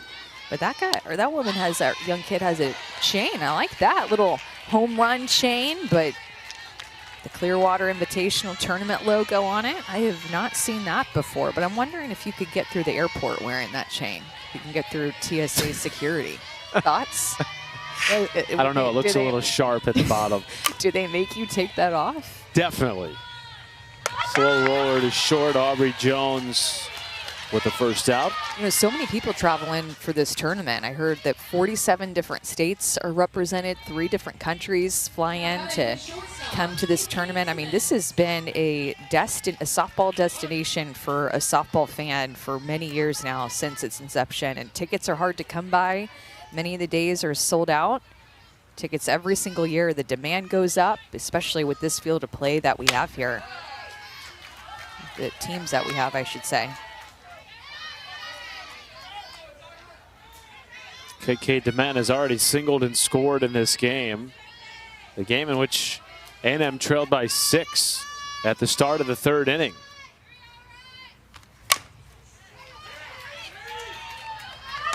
Riley Crandall has come in relief of Ruby Malin, and it's been 5 up, 5 down for Crandall. She's looked so sharp.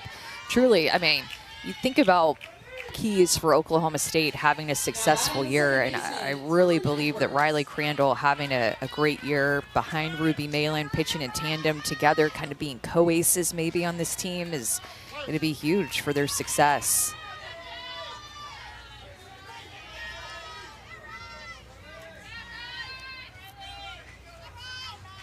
Two outs for Talon Edwards, one of Crandall's former teammates last year at Oklahoma State.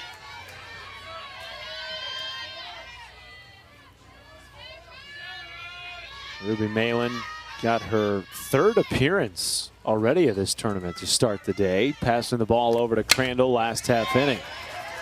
Well, and last weekend when she kind of struggled opening weekend, Kenny Gajewski said that it was just purely execution, just not being able to locate her pitches as well as they wanted her to, and it's just tough to call a game if you're Carrie Epperly, their pitching coach, if your pitcher's not putting her pitches where she needs to put them.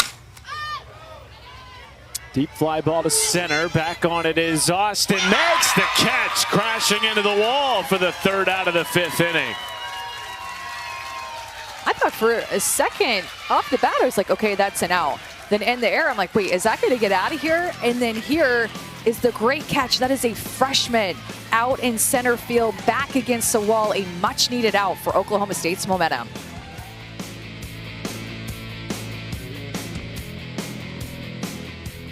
Water, so it's been great to eat some seafood and get to see the Gulf. I like the beach because I like spending time with all my friends in there. We're from Pennsylvania, so it's a little bit cold up north right now, so sunny weather and just watching some wonderful softball. Welcome back to the 2026 Shriners Children's Hospital Clearwater Invitational. Just down the road from America's favorite beaches. We welcome you back to the Eddie Seymour Softball Complex.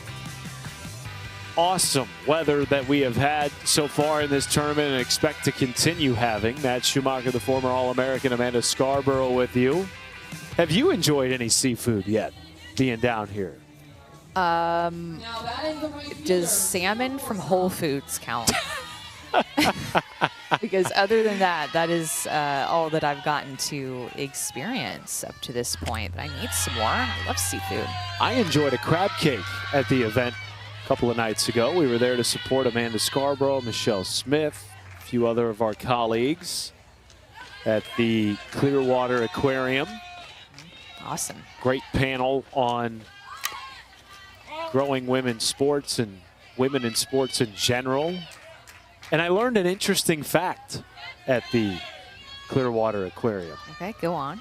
Did you know that a blue whale's heart weighs about 14 times as much as an elephant's heart? I can't say I'd ever known that. Line drive in a left field off the bat of Tia Warsop, one gone. Tell me more. Well, they have a replica of a blue whale heart in the Clearwater Aquarium, which, by the way, we did see dolphins as well. So if you're in Clearwater, go check out the aquarium. It's very cool. At any rate, the whale heart is ginormous. You can stick your whole head into the heart with still room to move. Remarkable.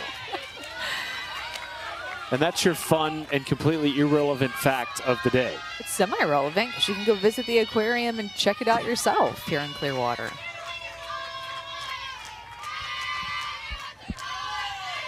Just all about the vitamin D that you get here.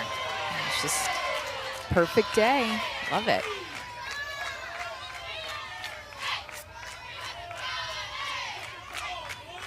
Carly Godwin has twice been hit, also struck out and scored. It has been an odd game, to say the least, in terms of how these runs have come. This could go for Godwin. It's gone. And the three-hitter strikes again for Oklahoma State.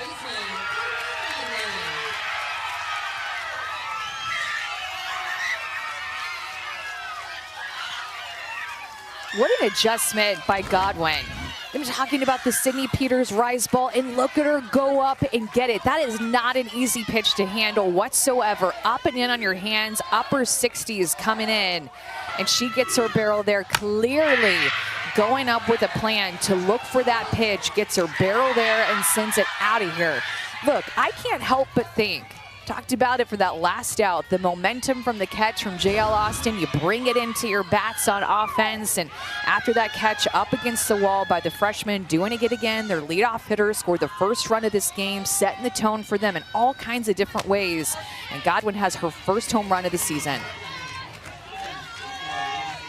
Remember, she last year had the walk-off home run against A&M in Oklahoma State's 4-run 7th-inning comeback against the Aggies.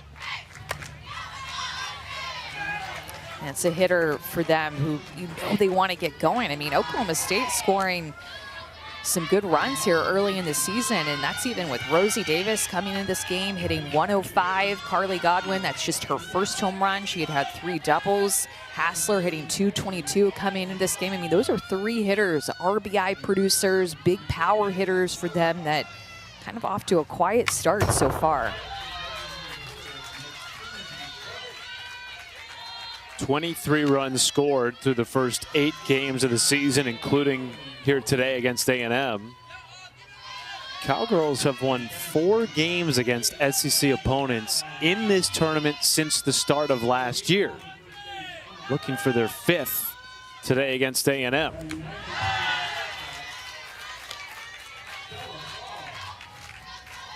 Already 8 runs scored in this game for Oklahoma State. A&M pitching allowed just 7 runs all of last weekend.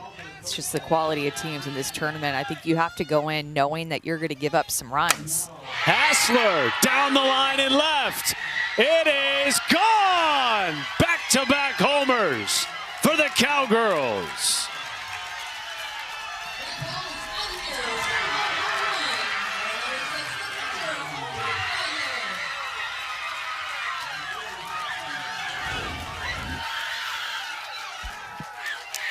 pretty much the same pitch that Godwin hit out of here. A rise ball looks like a little bit too much on the plate, but trying to get up and in on the hands. Oklahoma State, Godwin, Hassler going back to back. I didn't even see where that one landed. Maybe on the street? Did it hit the car? I don't know. But that was an absolute bomb, making the adjustment on the rise ball. These right-handed hitters, Peters trying to go up and in, and then getting their barrel there and on time.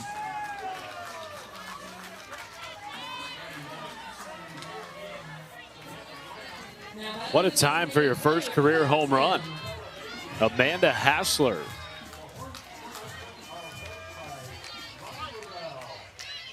Giving Oklahoma State a little bit more cushion after they led by 6 in the third. It had really been all A&M offensively. Still just the one out. Bases empty now for Claire Tim.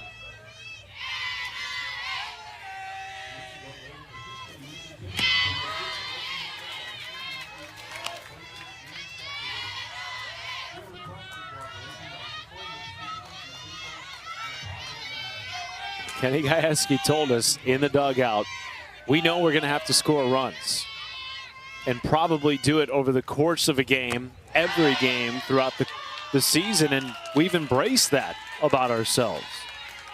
This game is such a game of momentum. I mean, think about the momentum swing that A&M had when Sydney Peters came in, right? And then think about the momentum swing that Oklahoma State had whenever Riley Crandall came in and had such shutdown innings in the circle. Great defense, being able to turn right back into their bats.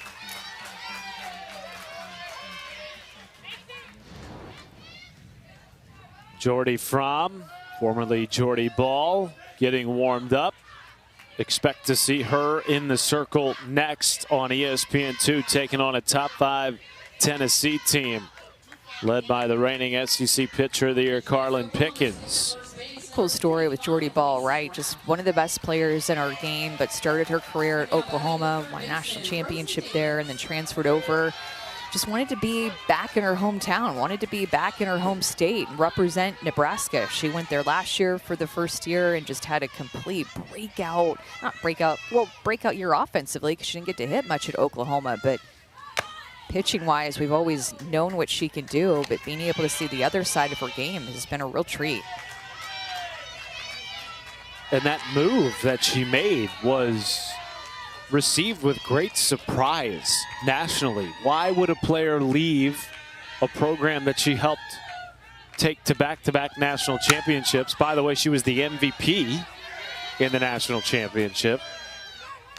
But she is a Nebraska kid at heart, a Husker fan at heart. All growing up would go to Husker football and basketball games and the softball camps and wanted to bring her hometown team back onto the national stage, and boy, has she.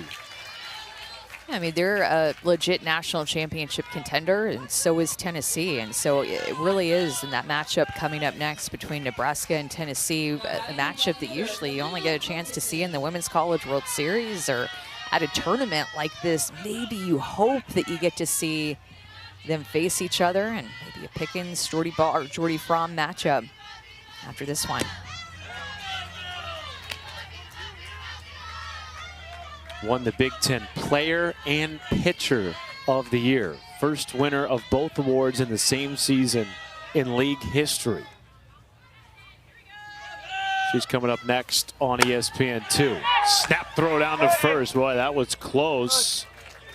Macy Graff, who's pinch running for Claire Tim, got back in under the tag. Yeah, Nebraska's really challenging themselves with their schedule this season. That was kickoff trying to happen there, but Nebraska will start it out in San Antonio this past weekend, playing Washington and Texas, the national champions from last season, and then Nebraska will actually go and play this Oklahoma State team a couple of times and 3 times in Stillwater in a tournament there that they are calling the OSU Tulsa Invitational. Strike one to Melina Wilkeson. Rhonda Revelle still going strong in year 34 at the helm for the Nebraska Cornhuskers. Played at Nebraska too.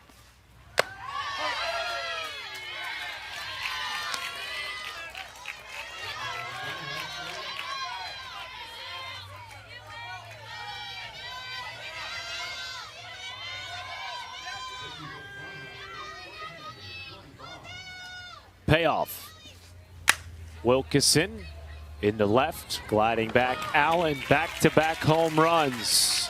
But momentum is what it's all about on defense. This catch by the freshman up against the wall to end the inning, bringing the momentum into the bats. Back-to-back home runs. Carly Godwin, Amanda Hassler, 3 and 4 in the order to extend the OSU lead.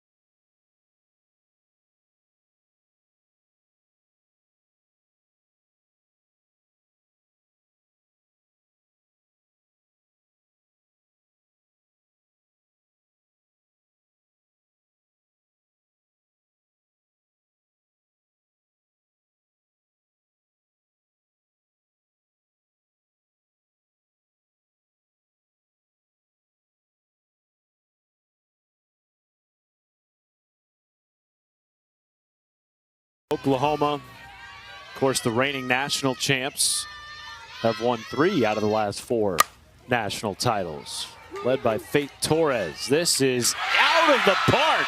First pitch of the inning. And Texas A&M, Maddie Sowney, the freshman, keeping the Aggies in it.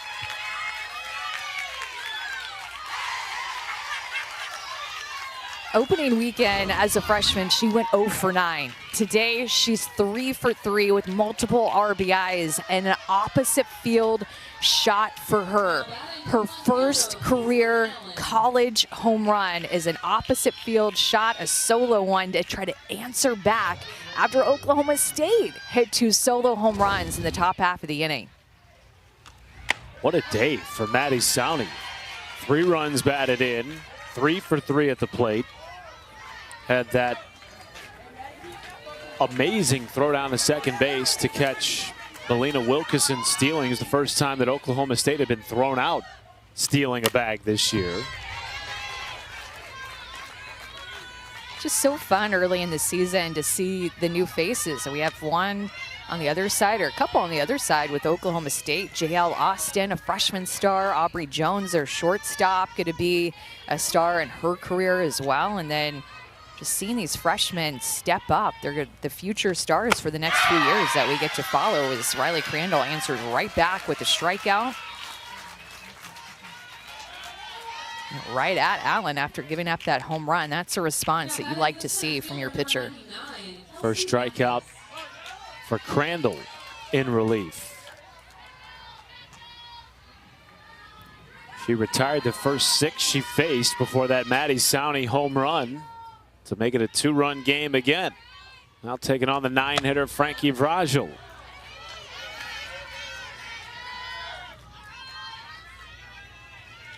I beg your pardon, this is Mathis now pinch hitting for Vrajel in the 9th spot. And playing center field.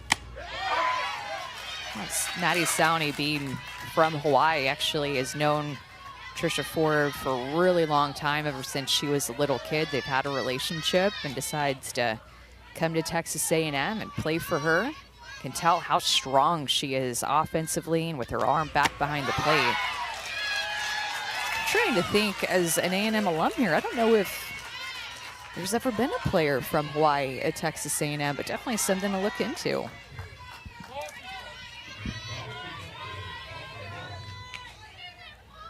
One-two count to Kelsey Mathis.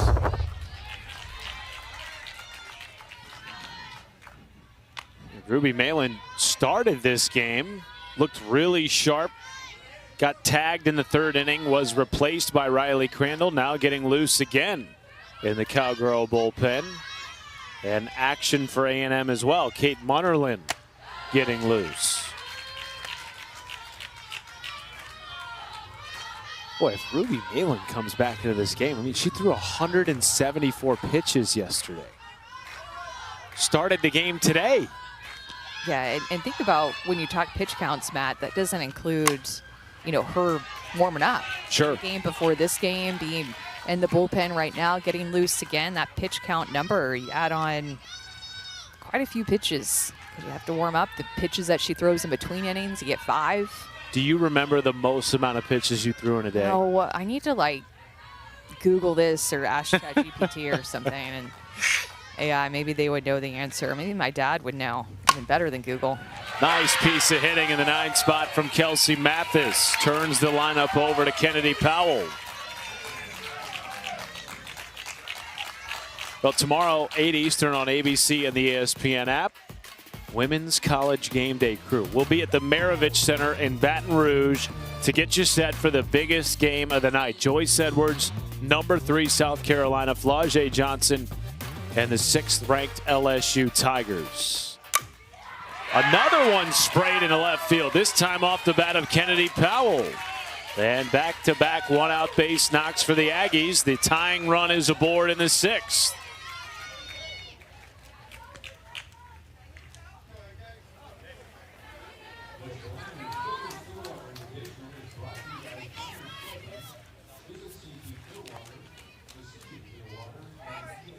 Kennedy Powell, the 8th player with a hit today in the Aggie lineup. Second time aboard, also reached on a hit by pitch back in a major 3rd inning for Texas A&M. Plated 5 runs when they entered the inning down 6. Entered this inning down 3. Leadoff home run by Maddie Sowney. And now a pair of one-out base hits. And the go-ahead run at the plate in the form of Ariel Kowalewski. Player that A&M is really excited about is Ariel Kowalewski. Transferred from Florida, mid-year transfer, so she had to sit out last spring and also this fall. But love her hard work, just her overall work ethic and her versatility. I mean, she can play a lot of different positions. Trisha Ford joked with us that she didn't even know Kowalewski would have to sit out in the fall until fall came around. She was not aware of that aspect of the rule. And to be honest with you, there are too many rules that don't even get followed anymore when it comes to transferring and eligibility and what have you. So who even knows? Right. Kowalewski down the line in left and making the catch in foul territory, Wilkeson. That is a big out for Riley Crandall with where A&M is at in their order, and getting to face Maya Perez with 2 outs instead of maybe with the bases loaded. If Kowalewski reaches that 2nd out, just critical with where this game is at.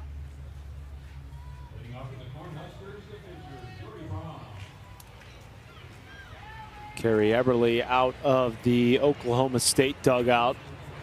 Still warming is Ruby Malin down the right field line.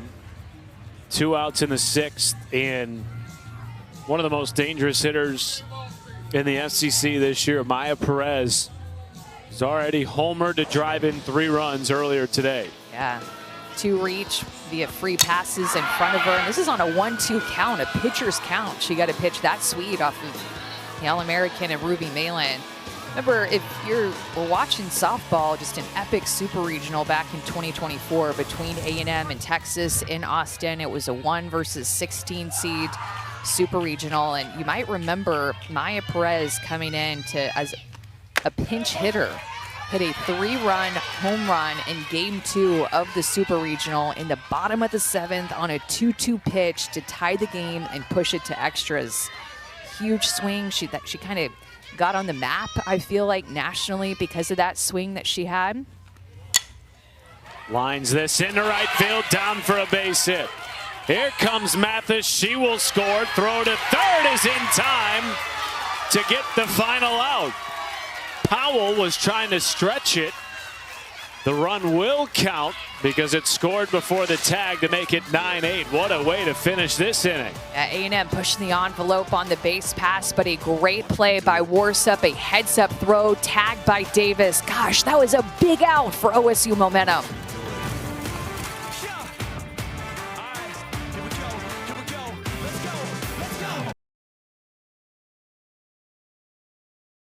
Speaking of Nebraska and Tennessee, they are live over on ESPNU on Field 8. Bottom of the first, no score. No Carlin Pickens in this game yet. Jordy Fromm, though, is pitching for Nebraska. We will get you over to that game on ESPN2 at the conclusion of A&M and Oklahoma State. Well, those are the big three senior pitchers, but there's even more. I mean, Ruby Malin, who started this game for Oklahoma State. Autumn Courtney is a fantastic pitcher for FAU that's in this tournament. We also have Taylor Tinsley for UCLA. So, I mean, as we go deeper and deeper into the season, you're just going to see this senior pitching all over the country. The arms, the draft prospects for the AUSL or Pro League, there's just so many. I don't know how they're going to draft and choose which one they want. I think the big three are pretty clear. But beyond that, there's going to be other pitchers that will go and play pro, and the GMs of each of the 6 AUSL teams are going to have to make some decisions. Speaking of pitching, a change in the circle for A&M. Kate Munnerlyn, the third arm used by Trisha Ford.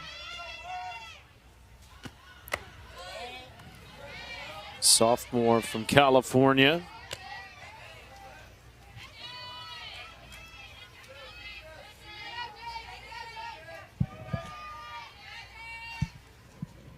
Taking on the bottom part of this Oklahoma State lineup with Jaden Jones and Aubrey Jones.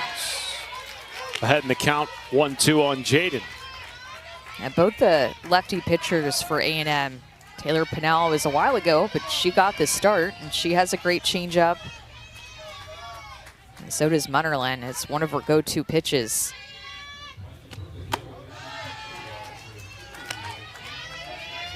You mentioned all the pieces that A&M had to replace from last year as the #1 overall seed in the NCAA tournament. One of those, Emily Kennedy, threw 141 innings last year. The next closest A&M pitcher threw 66. And so Trisha Ford's point was that everyone had to step up this year and that it would be more of a staff without that All-American ace returning. Kate Munnerlyn certainly figures into that equation this year for the Aggies and has a strikeout of her first batter faced to start the 7th. Now batting the shortstop, Aubrey Jones. This moves this pitch, lefty on lefty matchup, change up, moving away from Jaden Jones, well out in front. With a curveball action to that pitch. Looking good.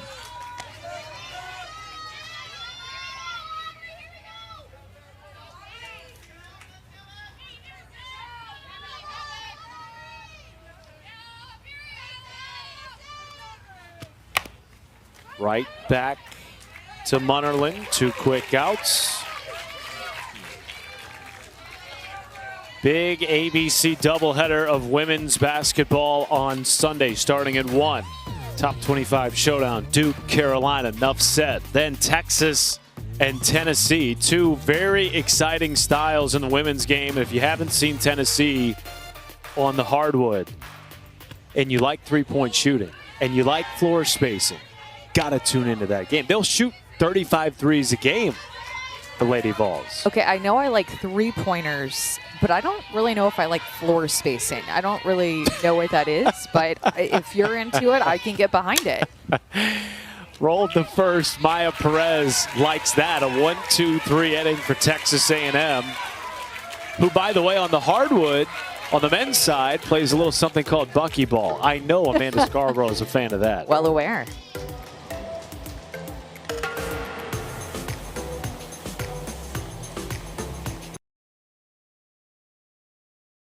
Degrees, sunny, light breeze. We have had one heck of a game to start our 3-game day on Field 9. Matt Schumacher, Amanda Scarborough with you back and forth. At one point, Oklahoma State led by 6. A&M's offense has just chipped away, and each time Oklahoma State has put a run on the board, the Aggies have responded. Now down to their final 3 outs.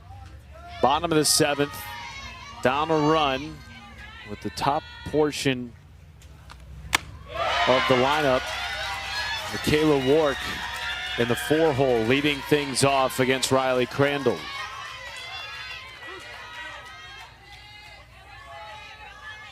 Riley Crandall has definitely made a difference in this game. Now she's trying to close the door here in the 7th, but she's looked sharp. Looked sharp in her start against Georgia yesterday after a tough opening weekend.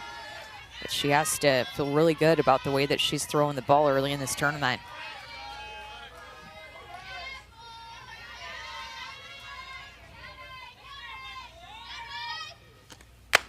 It's a strikeout award. Second of the game for Crandall, 1 down in the 7th. Just freezes her and paints the inside corner. Right at the belt. I mean, great spot. Talks about execution, something that she wanted to be better at coming into this weekend in terms of spotting up her pitches, better command, hitting more precise spots. That is the definition of it right there for Crandall. Base is clear for KK Dement. Certainly has the ability to get a rally started with 1 down in the 7th.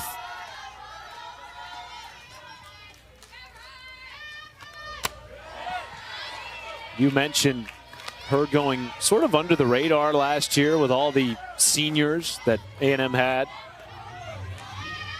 Kramer Eshte, Coco Woolley, Amari Harper, and the like. But KK Dement solidified herself as a primary piece to Texas A&M's run to being the #1 overall seed last year in the NCAA tournament. Freshman record, 64 runs batted in. Ahead in the count here, 2-1 on Crandall. Hard hit to third, backhanded by Davis, and A&M down to its final out.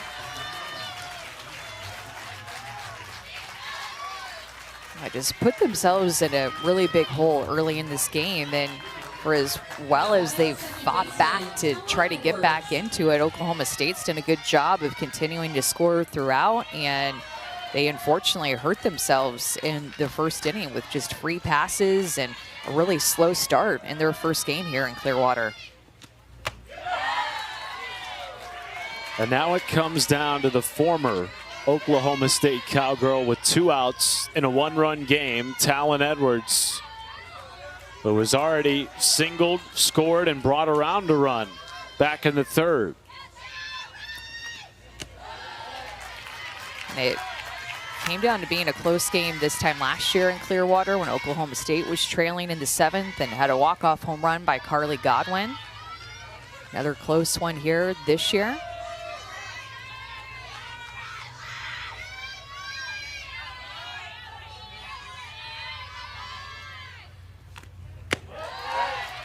And Talon Edwards, remember her last AB was kind of the turning point for Oklahoma State, getting some momentum because of the catch back against the wall by J.L. Austin in center field for the 3rd out. And they turned around and hit back-to-back home runs with Hassler and Godwin. And that was off the bat of Edwards. She really got into that. I mean, I thought halfway through when it was in the air, it had a chance to just sneak over the fence, but Austin read it so well and came away with that out. Edwards seeing the ball well in her last couple of at-bats, so. Hitters count. Edwards looks at strike two, almost the exact same spot. She didn't like it. And now A&M down to its final strike. She was thinking it was a little bit up. You're seeing some takes off of a really similar looking pitch that to me doesn't look like it's doing much, and it's just freezing them.